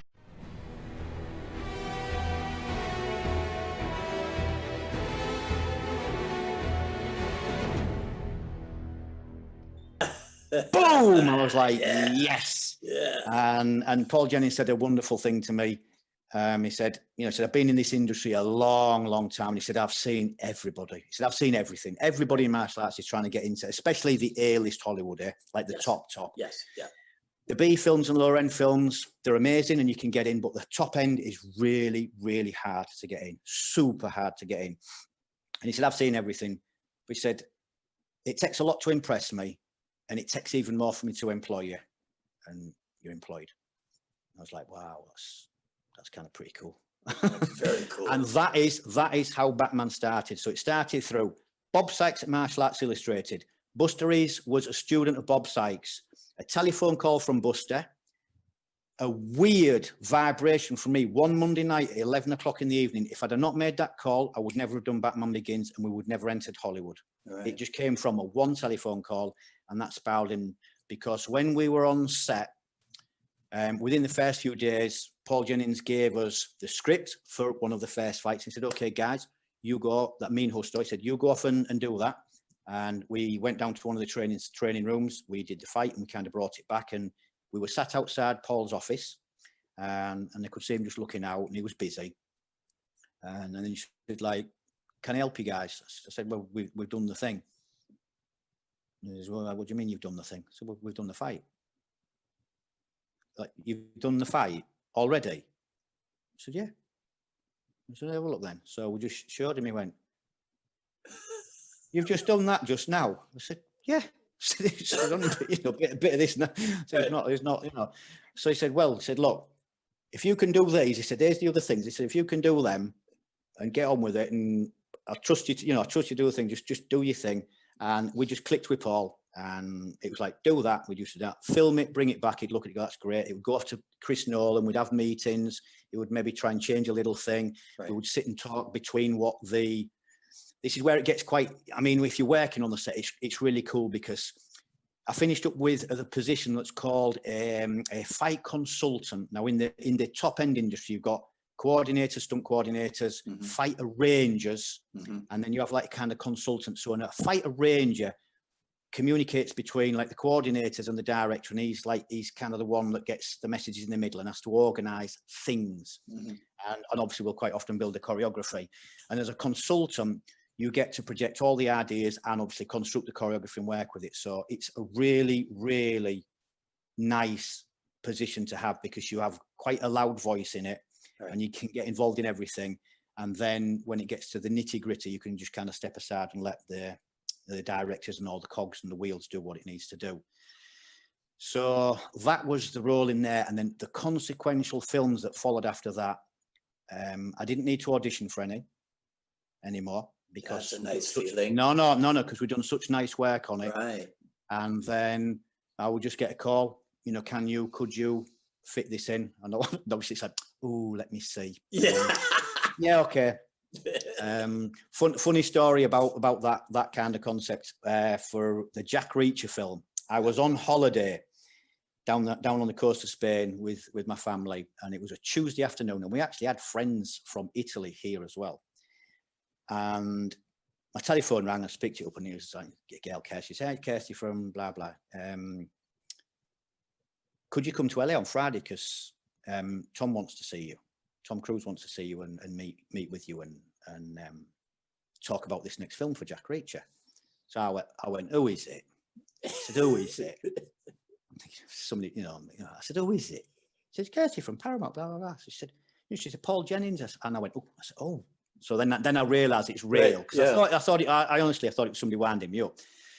And but it's real. So she said, can you be in LA for Friday? I said, we'll sort your ticket and things. And it was Tuesday and I'm on holiday. And it's like, can you be in LA on Friday? So I said, just let me check it. So I just put the phone there and I'll go and I said, you want me in LA, Tom Cruise for Jack Reacher film on Friday? And she went, really? I went, yeah. So we're now having a speed discussion, like a super speed discussion of like, can we get home off holiday? Can we do this? Can we do that? And get me bags packed and get to Los Angeles for Friday. So she went, well, you've got to go and do it, haven't you? I went, yeah, I have. So I was like, yeah, that'd be okay. I'll be able to fit that one in. It's fine. She said, okay, I'll email you the details. I put the phone down like, yes! I was like, come on! And by Friday, I was in LA. And the meet, okay, I'll explain the meet because this was fabulous. So in the morning, we go to Paramount Studios and we walk into this huge filming hangar that's empty. There's no sets in it, anything. So they're like aeroplane hangars. It was massive. And there's all the stunt guys there get introduced to Rob Alonso, who's another amazing stunt coordinator and fighter ranger in the industry, and all the stunt guys for Jack Reacher. So I'm training with the guys, they introduced me, and they're all great. They're really nice to me because I'm kind of stepping into their territory, right? But they were really accepting of me, which was awesome. So I had a really nice vibration with that. And then we get the call, walkie-talkies. It's like, you know, Tom's on his way. He walks in with the entourage. There's the director and all these producers and everything. So there's all the stunt crew and there's all of the Hollywood thing and Tom just walking across. Paul Jennings and Tom meet up. It's like, hey, Tom, nice to meet you. Good day. It's like, got Andy here and da-da-da-da-da. And then Paul just turned around, like, I was just totally not expecting this. And Paul Jennings turned around and said, well, over to you then, Andy.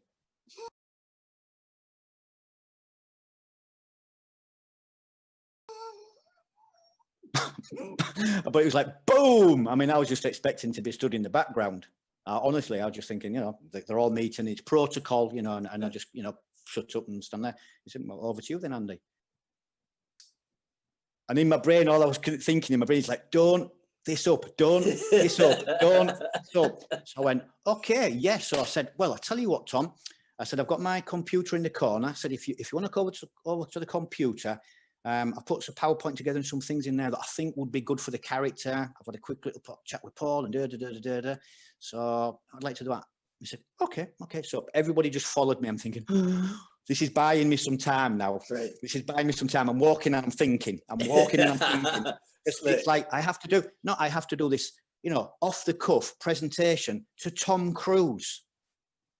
I mean, got to put this in balance. It's like, even now I'm going like, oh God, this is not a game, Andy. This is Tom Cruise. I've been flown to LA and Tom Cruise is now stood in front of me and there's all the producers and the director, Chris McQuarrie, and everybody going like, go on then. Mm-hmm. Why are you here? Impress us. And you're like, I'm now carrying this. So I go across to the corner, sit down, open the computer, and Tom catches his chair and he pulls his chair really close to me like that. And he goes, so tell me a bit about yourself, Andy. And it's really close to my face. You know, when it's really uncomfortable, you're going like, you're too close. That's too close. Now I'm really uncomfortable. So I went, right. So, okay. So what I was thinking, I said, do you know what, Tom?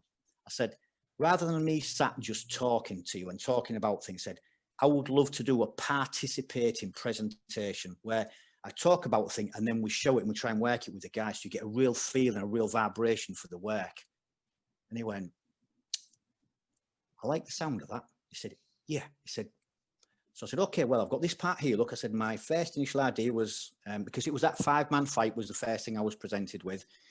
The fight where he walks out into the street and the 5 guys go outside with him. Yeah. That was the first fight that presented to me. So I said, I was thinking about this and the ideas. So I said, if we jump up, and I got the stunt guys up and we got them all in like a circle again, like a 4-man box. And we started with the principals, and I was saying, okay, so what kind of emotion is in this fight, Tom? I said, is it like, bam, bam, bam, finish? Or is it like, bang, some dialogue, a joke, like they have the little jokes and the little skits in the middle of a fight, and then it continues again. And very quickly I understood there was emotion in it, and there was some like stop, dialogue and fight, and stop and dialogue.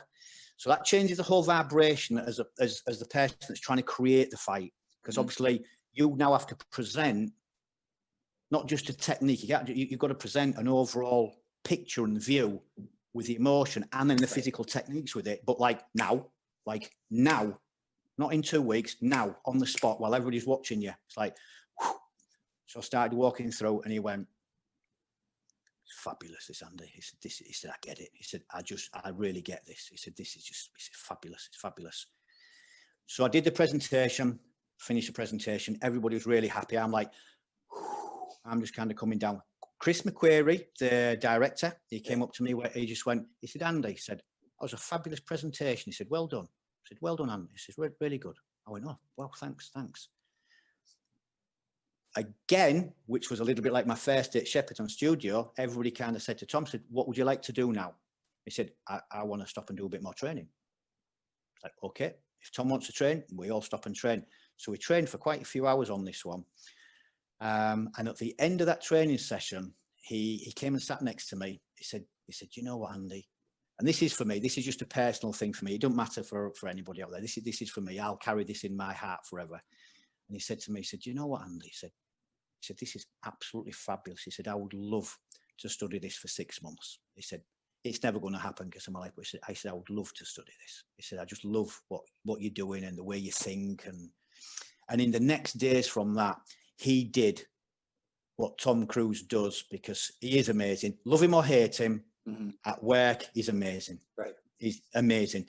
And all he was trying to do was get inside my head every day. "Andy, what would you do? Why? What would you do? How would you do this? What if somebody, why, what?" And it was just constantly trying to, get inside my brain and pull all my thoughts and ideas and everything from me.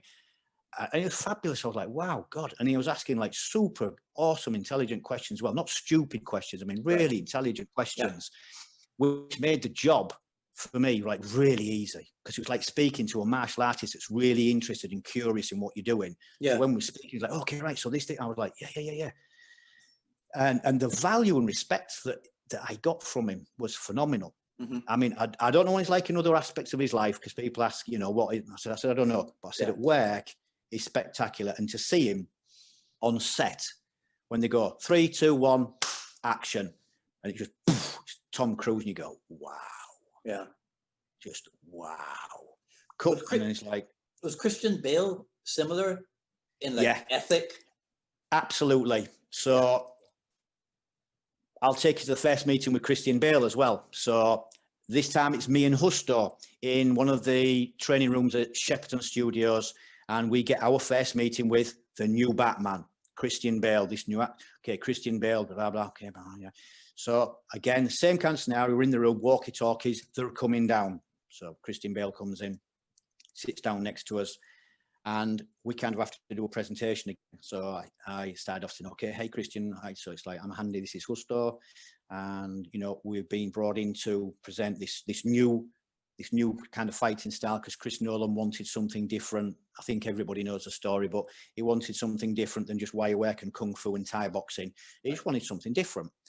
And that's what he saw in us. So I said, "Chris has done this, so we're going to take you through."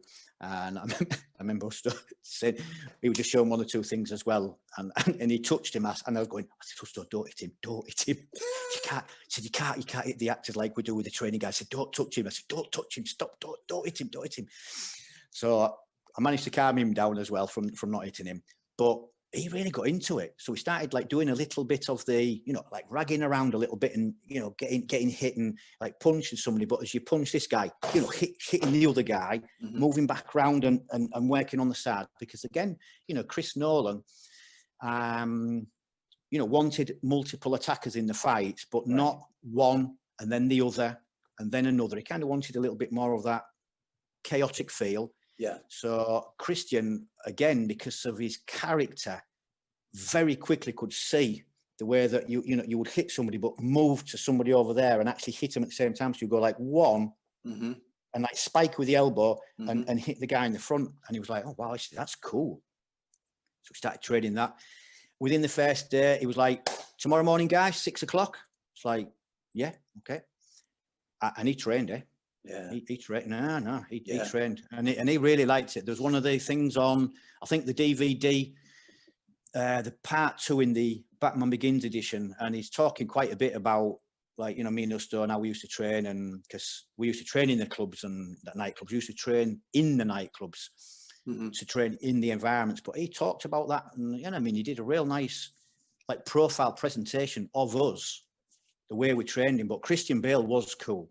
Did you know him from Empire of the Sun? Yes, I did. Yeah. And to be honest, I didn't know what to expect. Right.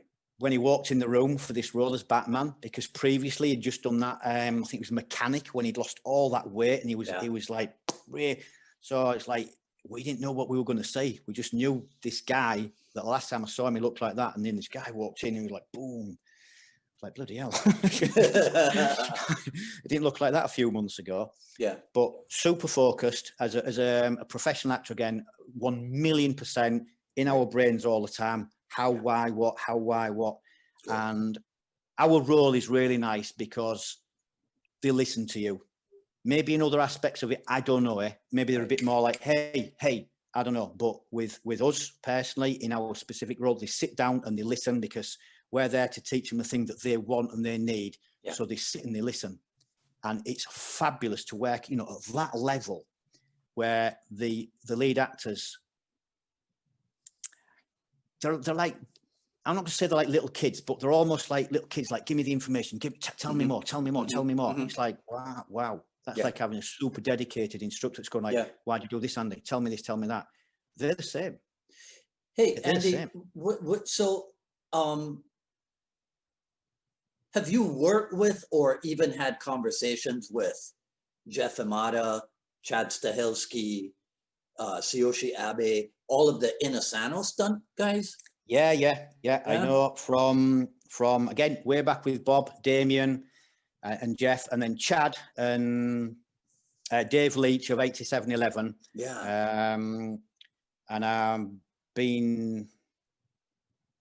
I'll tell you, I'm speaking, I don't know if I should tell you.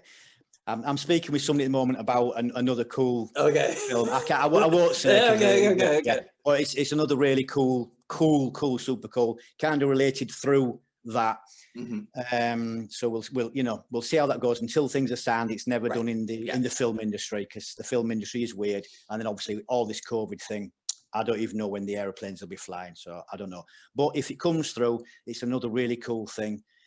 But yeah, I know all the guys from years ago, and you know, 8711 and all the guys, and like, you know, Keegan. I find that to be one of the most fascinating aspects of our JKD family, man. Yeah. You know, the way Bruce Lee's lineage has continued, you know, and the way Bruce Lee's spirit is still alive and thriving in Hollywood, and the fact that if it wasn't for Dan Inasano, you know. Dwight, I've sat and, you know, looked and observed at this throughout my entire life, and you know, my personal observations and opinions are very similar. At that moment when Bruce departed from the planet, you know, Dan carried the flag. Yeah. You know, and then many years later, you know, we all know some of the political history, and we won't get into any of that, but Dan carried the flag. Yeah. Regardless of what or where or how, but you go, no, Dan carried the flag. Okay, so now you have to explain this to me. So I'll try. Okay, so I'll try. How does the deep self-defense aspect is now modified for Hollywood? Yep. But you can also teach it to kids. Yep. Yeah. How does that work? That's a good question. That's a good question. The education for the children, because you know, joking aside, there's a lot of work gone into it, and there's a lot of really good guys working on that.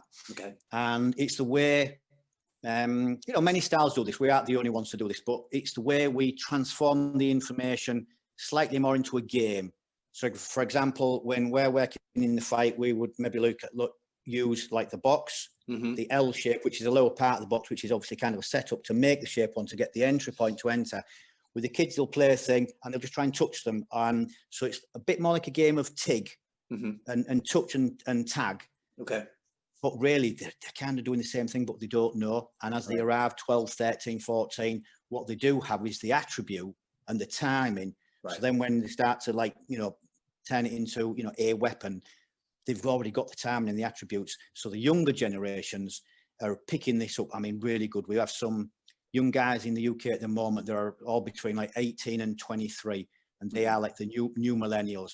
They're young, they're fast, but they haven't had to spend 35 years going through the clubs and pubs and taxi ranks and all that rubbish. Right. We just give them the information. So this next generation is so fortunate. At the moment, they don't know. Right. They don't know. And then when they're older, they'll probably go, oh my God, wow. But they're amazing. They're so fast and they're so talented. The pictures from the instructor conferences. So I think you told me this. You are associated with Chief Master Clark in Jacksonville. Yes. Yeah. Correct? Okay. Yes. Well, I'll tell you what I know about him. That guy only hangs out with winners. Okay. Right? Well, so that guy only hangs out with winners. I can tell you that. I'll tell you an amazing story about how that happened. So we fly to the Martial Arts Super Show from Maya in Orlando, Florida. I'm not sure of the year. It's a lot of years ago, about 15 years ago. And it was the launch. It was the launch of Batman Begins, and it coincided with the Martial Arts Super Show. Ah, okay. So what I did is I contacted the legal department at Warner Brothers, and I said, look, we're doing this martial arts show, this big martial art festival in America. And they had the official Batman trailer, the movie trailer, where you get the big green screen and the official trailer. And I said, can we take the official trailer and splice KFM fighting techniques into the trailer for public viewing? Which obviously, if you do that without asking them, I mean, obscene legal attacks. But because we genuinely did the film, and I said, the concept is to promote the film. I said, obviously ourselves, but I said the film in front of, 3,500 school owners in the United States of America that then go back to thousands of students. And they went, yes. So I got the letter of confirmation that we could legally chop the official trailer and put some of our things in. So that was then shown at the Martial Arts Super Show in Orlando. Now, this is another one of these things again, just like the meeting and the telephone call with Buster, and just like energy from the universe, I don't know, but we're in a room of literally 3,500 people, give or take 5 or 6. Me and Huss are on the front row, and all the front row in front of the screen is full of all the big dogs from America. All the major school owners are on the front row, and there was one seat left next to me. Only one in the entire room. Honestly, one seat. So we sat there and they're getting ready for the presentation, and literally 30 seconds before it all started, I saw this guy in the corner. I came in and just sat down next to me, and I kind of just like looked a bit, and I thought, I'm sure that's that Master Bill Clark guy. I'm sure. Anyway, the preview started. Boom, boom, Batman Begins, Hollywood, and all the bits and all our like fighting clips inside it. And when it finished, he just looked at me and I went, is that you? I went, yeah. When this is all finished, we need to talk. Okay. Yeah. So the whole thing finished. We met outside after this presentation, and he said, what are you doing for the next 2 weeks?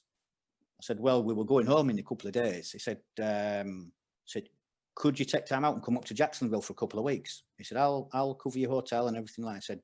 He said, well, can you come up to Jacksonville? So, okay, so we changed everything. Went up to Jacksonville. I mean, he is a legend and is amazing. Now, what he does, yeah, you know, he's pioneered the world of, you know, building and creating things. I mean, he's a legend. And he put us in this beautiful beachfront hotel, and he did exactly what he said. He covered all the expenses and paid. And we spoke how we could connect our worlds, basically. And he's, you know, he doesn't suffer fools gladly, and he doesn't. He's a very, very sharp, intelligent guy. Again, love him, hate him. People in America love him. People in America hate him. Irrelevant. He's a very sharp guy. And we had a great thing going on in Europe. And it's like, could we match the two and get this system into the end of his classes? So it's teaching, you know, I think, I don't know how many in total, about 350,000 students, but could we get this kind of teaching in and out there, and how to add the self-defense applications at the end of each class for 15 minutes. So when people are kind of doing like, you know, these kind of things, well, it's like, it's very close to this anyway, when they're just doing these. So they used to do 15 minutes at the end of the class, and we started the journey of how to merge the two associations. Through that, we started to build, we started to monetize, and it started to work really well. And then years later, we started moving into this brand that we built with, which is the Warrior Defense Lab. And we built different parts of the Krav program and the advanced Krav program, and how simple things start to become a little bit more efficient and dealing with mass attack a little bit more. And we built that, and then we built it online, and that's turned into a you know, fabulous business. Okay. Yeah. And 15 years later, we're still working solid with him. I was going to ask you that, because right at the beginning of our conversation, you mentioned the spear system. And Yes. so I was going to ask you, is spear and Krav, is that the stuff that DL is mostly compared to? I think, yeah, Dwight. I think if people are judging us back from the KFM days, it was when Tony Blauer and the Spear was quite big on the circuit. He was teaching a lot of police departments. Right. You know, and the Krav Maga was making obviously like big waves in America. And then we hit the public circuit in 2000. We launched as a public unit in 2000. And yeah, we were compared with, or, you know, looked at as the same kind of, you know, placement in the market like Krav, and kind of against Spear, because the British police adopted Spear, and then they started to see how, you know, this kind of thing is basically just this, but just open. Yeah. So if you bring your hands back from this, you go, well, that's on the end of it. So the police liked that. They were like, wow. So we don't have to change everything. We just learn some adaptations to what we already know. We're not going to kind of like dump everything and try and reteach everybody. It's like, no. Go, this is an open version of this. You just go, it's closed, it's partially open, it's long range open, just like ranges, long, middle, short. So they went, we get that.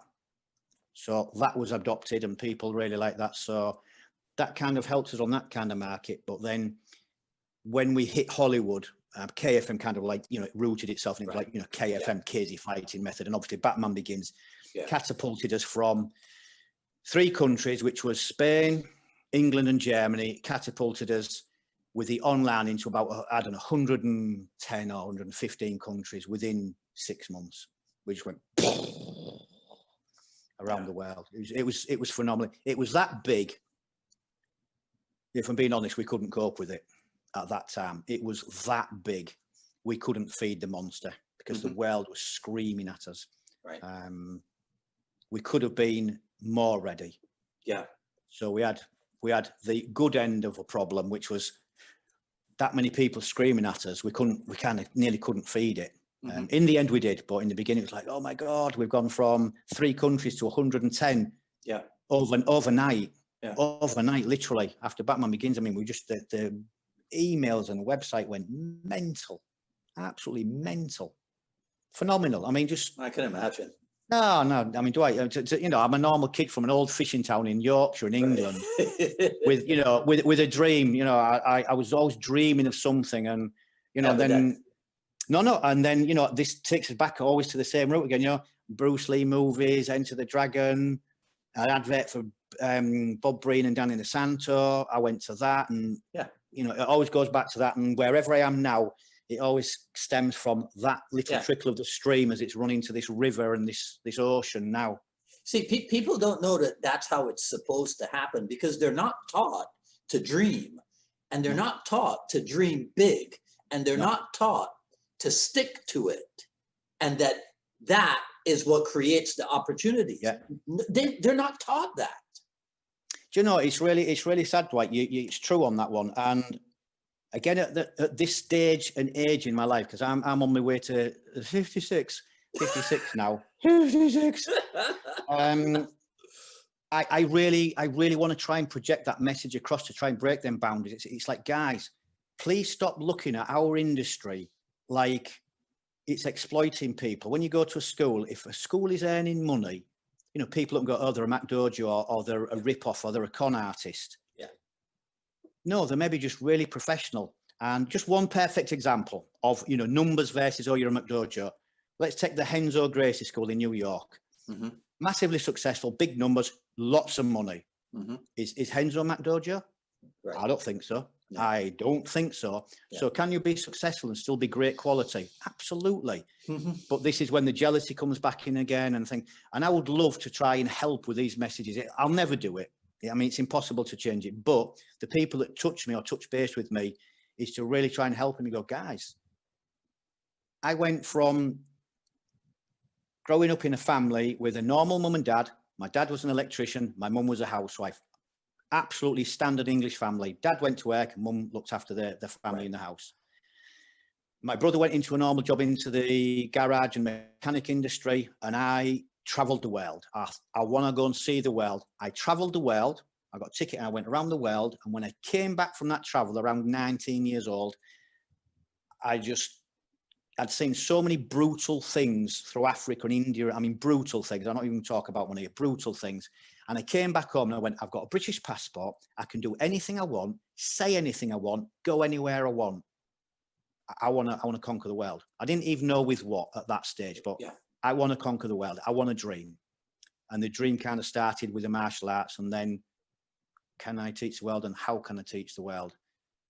And with one mentor, that became just an idea, and he just literally did what people do. It's like, go and do it then.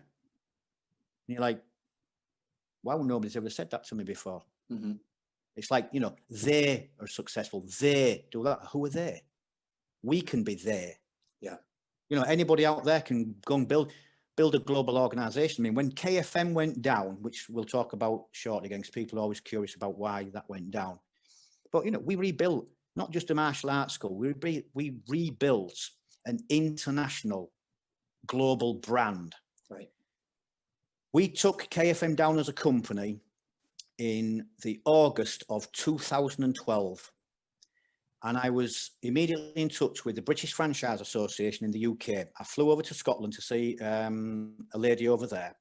And I said, look, we've just taken the company down, and I want to change the business model to a franchise and streamline the systems better and make it more efficient. I said, how fast can we get this done? Bearing in mind, we've just kind of taken the company out in August, end of August. And she said, well, if we work on it quite tight, 2 years. I went, 2 years? I said, I ain't got 2 years. I said, I've got the world screaming at me going, Andy, what's going on? What we're going to do? People are trying to choose between, like, you know, obviously myself and what they're going to do, where they're going to go. I said, I ain't got 2 years. She said, well, if we work really hard, we can do it in a year. I went, oh, I said, I said, I need this opening in the next like 8 weeks or something. She went, impossible. She went, impossible. So from September, October, the 16th of November, we opened the UK franchise. Nine weeks after we closed, she came to the launch, sat there and went, how did you do this in 8 weeks? How did you rebuild a complete franchise with all the franchise operations manuals and the whole system of everything?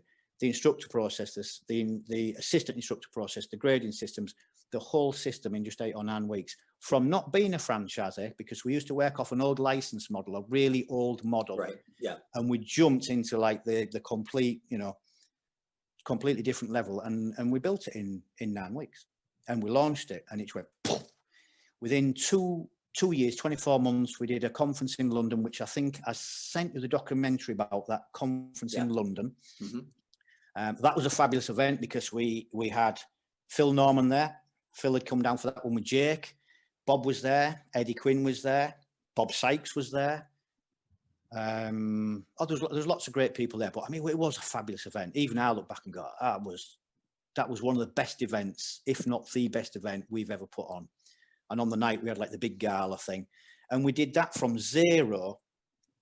less than zero, because when we closed KFM, Husto kept the KFM in the KZ, and it was supposed to be, everybody was supposed to rebrand, but he decided to stay with that. So Defence Lab didn't start from clean; it can start from under. Yeah, we had to fight to get back to just, well, what is it? What is it? What is this Defence Lab that you're doing now? Then what is it? So we had to like battle against that to get to zero, and then catapult it back into a global organisation that trained hundreds of instructors around the world. But we did that in 24 months from zero. Wow. Yeah. The name Casey, why? Yep. Casey was Husto's old nickname when he was a young boy, and when I first started coming over here, he had in the thing like Casey Fighting Method, and one day I provoked the idea. I said to him, look, Husto, I'm struggling with some of the things for teaching for the street, because there's certain things that I'm not completely convinced about. Let's just say that I'm not completely convinced about certain things in the pub club environment. Why? Because I know. But I said, I know you know too. Because like I said before, even we split and separated, he was amazing in his day, and he could fight. He could really fight. I said, why don't we go out there with our dream? I said, why don't we just try? Why don't we just go out there and do what our expression is? Yeah. Nothing more than that. Nothing more than that. It's like, we like to paint like this. Let's try. Let's just try. Oh, I don't know, because... Anyway, in the end, we did. And we made the decision to go into the market and, right, what we're going to call it, Andy and Husto's Fighting Method, or... and whatever. And I said, well, we've got Casey Fighting Method, but that's already exists. I'm only known as Andy Norman. Prior to that, I didn't have a brand. So I go, I'm just Andy Norman. And you're Husto, and people can't even say it because they go like Husto, Justo, Gusto, whatever. They can't even say it. They couldn't even say Casey, KSI, KZ. People still can't say that. But we had KFM. So I said, why don't we do a brand like BMW cars? BMW, KFM. KFM. Okay, and that stuck, and we just built it, and I built it with BMW in mind, KFM, a brand. Right. The concept behind that, Dwight, is with a brand, you can build and leave a legacy. And I'll give you a really simple example for any and all coaches out there as well, is it doesn't need to be Andy Norman all the time. If we have a DL seminar on, we've arrived at this now. I've passed the stage of how do you do it. We've arrived at stages like who's coming. Not if Andy Norman don't come, there isn't a seminar. It's who's coming. Is Andy coming, or is one of the other top crew coming? And then they promote wherever the crew is. So if I'm not there, we still have Defence Lab seminars running. Not now in COVID, obviously, but we still have the unit running. But we've moved that online, so now it's the other guys doing it online. But till COVID, we have one of our great guys out there, Rich Portman, flies out to Germany, he mentors Germany. Why? Because they're just all great guys, and the way we've built the crews and the teams, they're fabulous guys. I mean, they're all amazing, and I love and I let them express who they are and themselves. It's like, be you. I have never suppressed any of the guys. I want them to be amazing. I want them to just shine. I want to have, like we had in KFM, a squad of 30 guys where people look at them and go, oh my God, he's amazing. I mean, in KFM, we had one guy, and I'll give him a shout out as well. Roland Madrid. He's down in Murcia in Spain. He was phenomenal. I mean, just phenomenal. A speed demon. He was phenomenal. Many great guys in the team, and we've replicated again. Now we have like a crew, because the crew, like a crew on an airplane or the crew on a ship, what do? They run the thing. So we have the crew, and I don't even separate myself above there as like, the big boss. I'm in the crew with the guys. Right. I don't even see myself as you know, I am anymore. You know, I'm Andy Norman, but I'm not really bothered about it. I'm part of the crew. And under the crew, we have teams. We have like a Team Thunder, Team Storm, Team Lightning. And it's kind of through that because Bob Sykes nicknamed me Andy Storm in Norman. It was Bob Sykes. It was Bob Sykes that nicknamed me. So that stuck all my life. So it's like, okay, Team Storm. What comes with Storm? Thunder, lightning, hurricane, tornadoes. So we got that, and it's just how the guys build their units in the schools and how they expand, which is very similar to what Bill Clark did in America. Yeah. And for the guys, it's worked really well. You know, it's worked really well.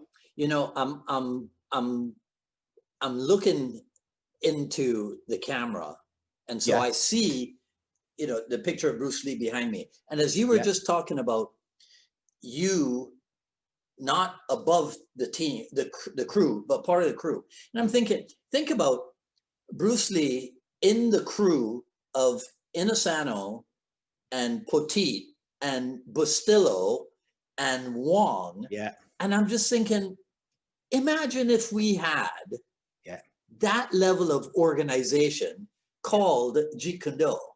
Yeah. You know what I mean? Because you think, sorry. Let me ask you this. Do you think Bruce Lee was afraid of making money? No, absolutely not. Right? Absolutely not. And this, you know, Dwight, I mean, it's great. And it's good that you're even laughing. Like I said, it's really sad that people do it. It's like, guys, you're professionals. I mean, even the guys that like, you know, count this. It's like, look, you've maybe been traveling and training for 10, 15, 20 years. You have a value, guys, flipping heck. A dentist is charging you out, you know, out your ass for it. A physiotherapist. I remember going to a chiropractor in Jacksonville. I think I tweaked my knee or something on my hip, but I was just a regular chiropractor visit. It was $280. $280. Like back in Europe, it's like $50. I was like, $280? Yeah. And you're criticizing a martial artist for trying to earn $100? Yeah.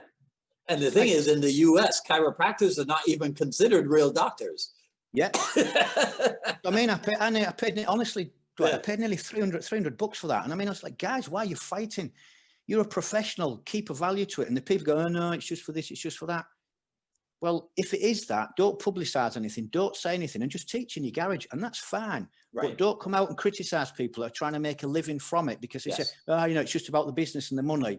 Well, you listen to this because we kind of do this as a little bit of a training method for the instructors many years ago. And this might be interesting for the guys as well. So, oh, you know, you're just whatever. I used to do, well, I'm going to do 2 experiments. I'll tell you both.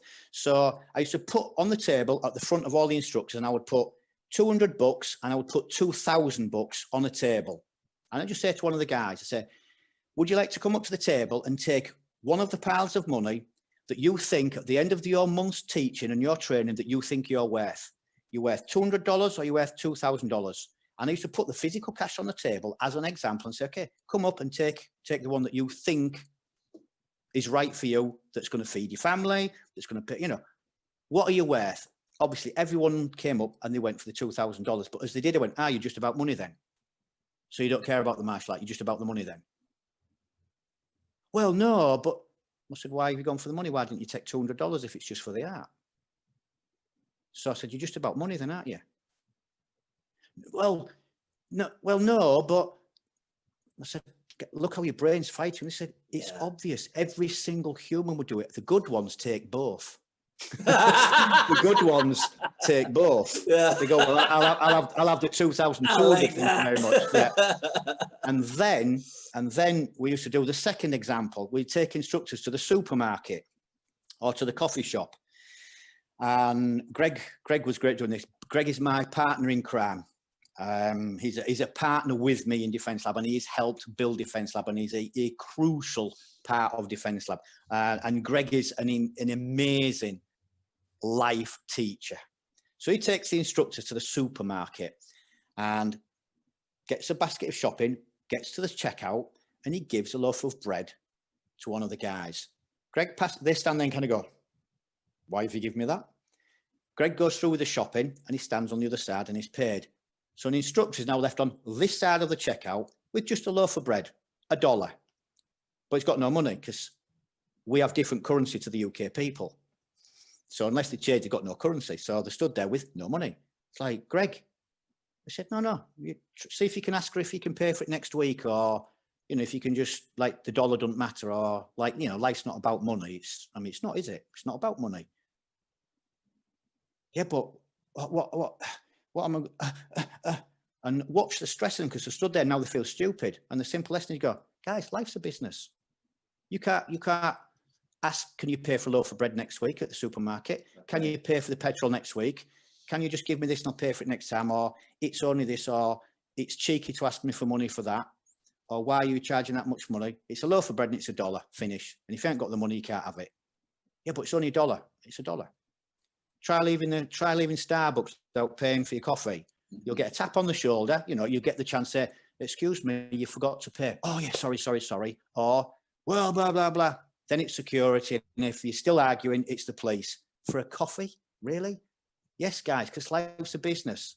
Your entire life's a business. So why shouldn't your educational skill that you spent 10, 15, 20, right, 25, 30 years have a value? Why shouldn't every JKD instructor be earning a really great living? Why shouldn't they? Because, like you said, Bruce is not afraid to, and look what Bruce would have done. He was pioneering into the movies, and, you know, bless his soul, if he'd have not left this world too early, I mean, what would he have done and where would he have gone? Who knows? But I'm sure it would have been completely evolving. And I'm sure he would have strived to be, you know, in the stratosphere, and people would have been following that. Yeah. Well, just follow that philosophy then. Yeah. He was a pioneer. I mean, he was changing the training each week, his concepts of why he was changing it. This didn't work, so we're adapting it and moving. He was trying to do the Hollywood films. The guy was a machine. He's like, that should inspire people to follow that path and not resist it. Right. You know, not resist. We live in a monetized Western world, right? And we do. I mean, we like it or we don't. Yeah. Life is a business and we live in it. Why shouldn't a martial art teacher have a value, and why shouldn't he run a successful school? And why should he be embarrassed or feel bad, and even worse, be criticized for just doing what literally every other businessman tries to do, which is make it work? Right. Yeah. And sadly, we're still battling with that in our industry, sadly. Yeah. Well, with more examples like you at some point, you know, hey, listen, it's 2:15. Is it 2:15? It's 2:15, man. No. But as the night walker, I really, yes. I appreciate it. But I think that's a good note on which to wrap this up. But awesome. You got to come back and we'll just talk mindset out of martial art. You know, next time. I would love to, Dwight, because I've got like a little list here, and I've got so many other things, you know, to touch on. That's to talk a story, but also maybe to help people as well. And I've got things about well, there's many other people I want to speak about, and to show people different ideas of the way that things are evolving and moving. Okay. I'll show you one last quick thing before we go. It's just a little thing for the guys out there. So we live in Spain. And generally, a massive part of the year, we wear a cap, Bermuda shorts, and flip-flops. So, you know, the cap, but I can't do it with the headphones again, but there's certain ways in which you pick the cap up. So instead of pulling it off with your fingers, which can easily be pulled out, you know, hitting people in the face, it's nothing new. It's been done forever. There's an old, like, gangster gang in the UK called the Peaky Blinders, which used to put razor blades in the peaks, and it's really cool. Yeah. But you know, there's ways of how to draw this, but when you draw it, it's still a fist, so you're still fighting with it, but you've got a lump of lead or a big steel ball bearing in the cap. So, I mean, you're hitting people with steel. So you've got the cap, but your cap is a big chunk of metal. Mm-hmm. So even with your cap on in the sun, you go, no, it's got a big metal ball bearing under the little plastic cap. And then with the flip-flops, I mean, you've got flip-flops, but, you know, how can the mind go to the unlimitless? It's like, well, you cut the hole in it, you put your hand in it, you have a nail in the end of it, and you put steel nails in that. So this is metal. So it's like, again, you can box with a flip-flop, and flip-flops don't feel pain. And it's how we can take everyday objects, right, whether it's a flip-flop, and can you turn it into something more than a flip-flop? Because I always say to people, if there's a secret in the martial arts, what is it? extracting something more from something we already know. That's it. Because there are no secrets. We know there's no magic. Yeah. But we can get more out of it. Like, you know, are you putting the nails and the hooks in your sticks? And if not, why not? When you're training Hubud and you're training it with your open hands, why are they open? Why are they not closed? Because if you're doing Hubud with a knife, your hand is closed. Take the knife out. Does it stay closed or is it open? There's reasons why. And these are maybe lots of other things we can discuss in another moment about. For sure. For sure. Hey, all man. kinds of things. Okay. So defenselab.com, is that the best place or is Facebook better?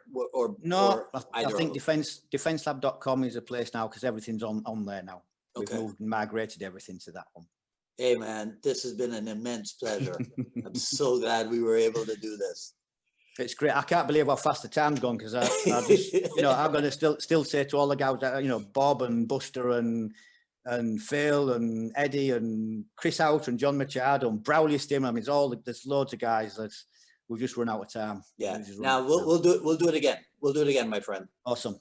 All right. Okay. Been an absolute pleasure. Same here, man. Alrighty. You take care. Take care.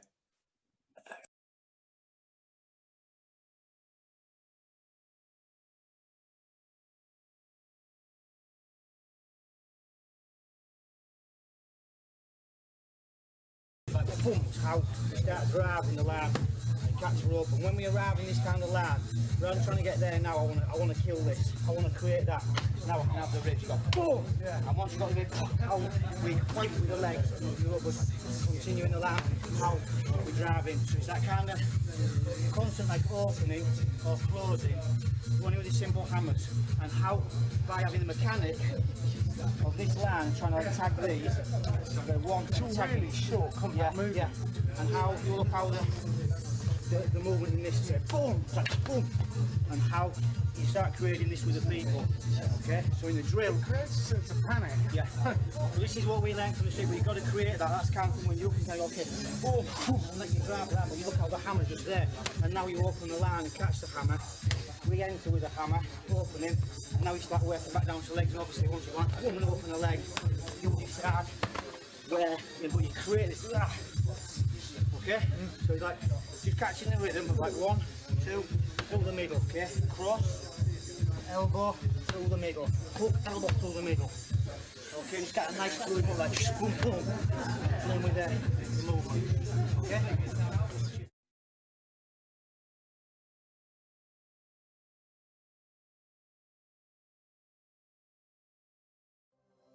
What's my first major problem with Paul? You can push and pull me? Yeah.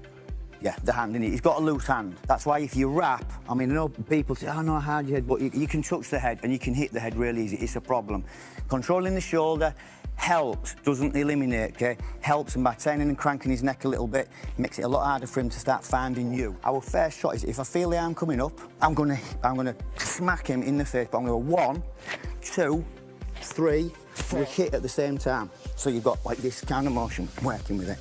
And it's to control the arm in the concrete, hit his face in the concrete, he pushes back around again, look, he moves it, hit again. So it's 1, 2, up, 2, and control the arm, 3, 4,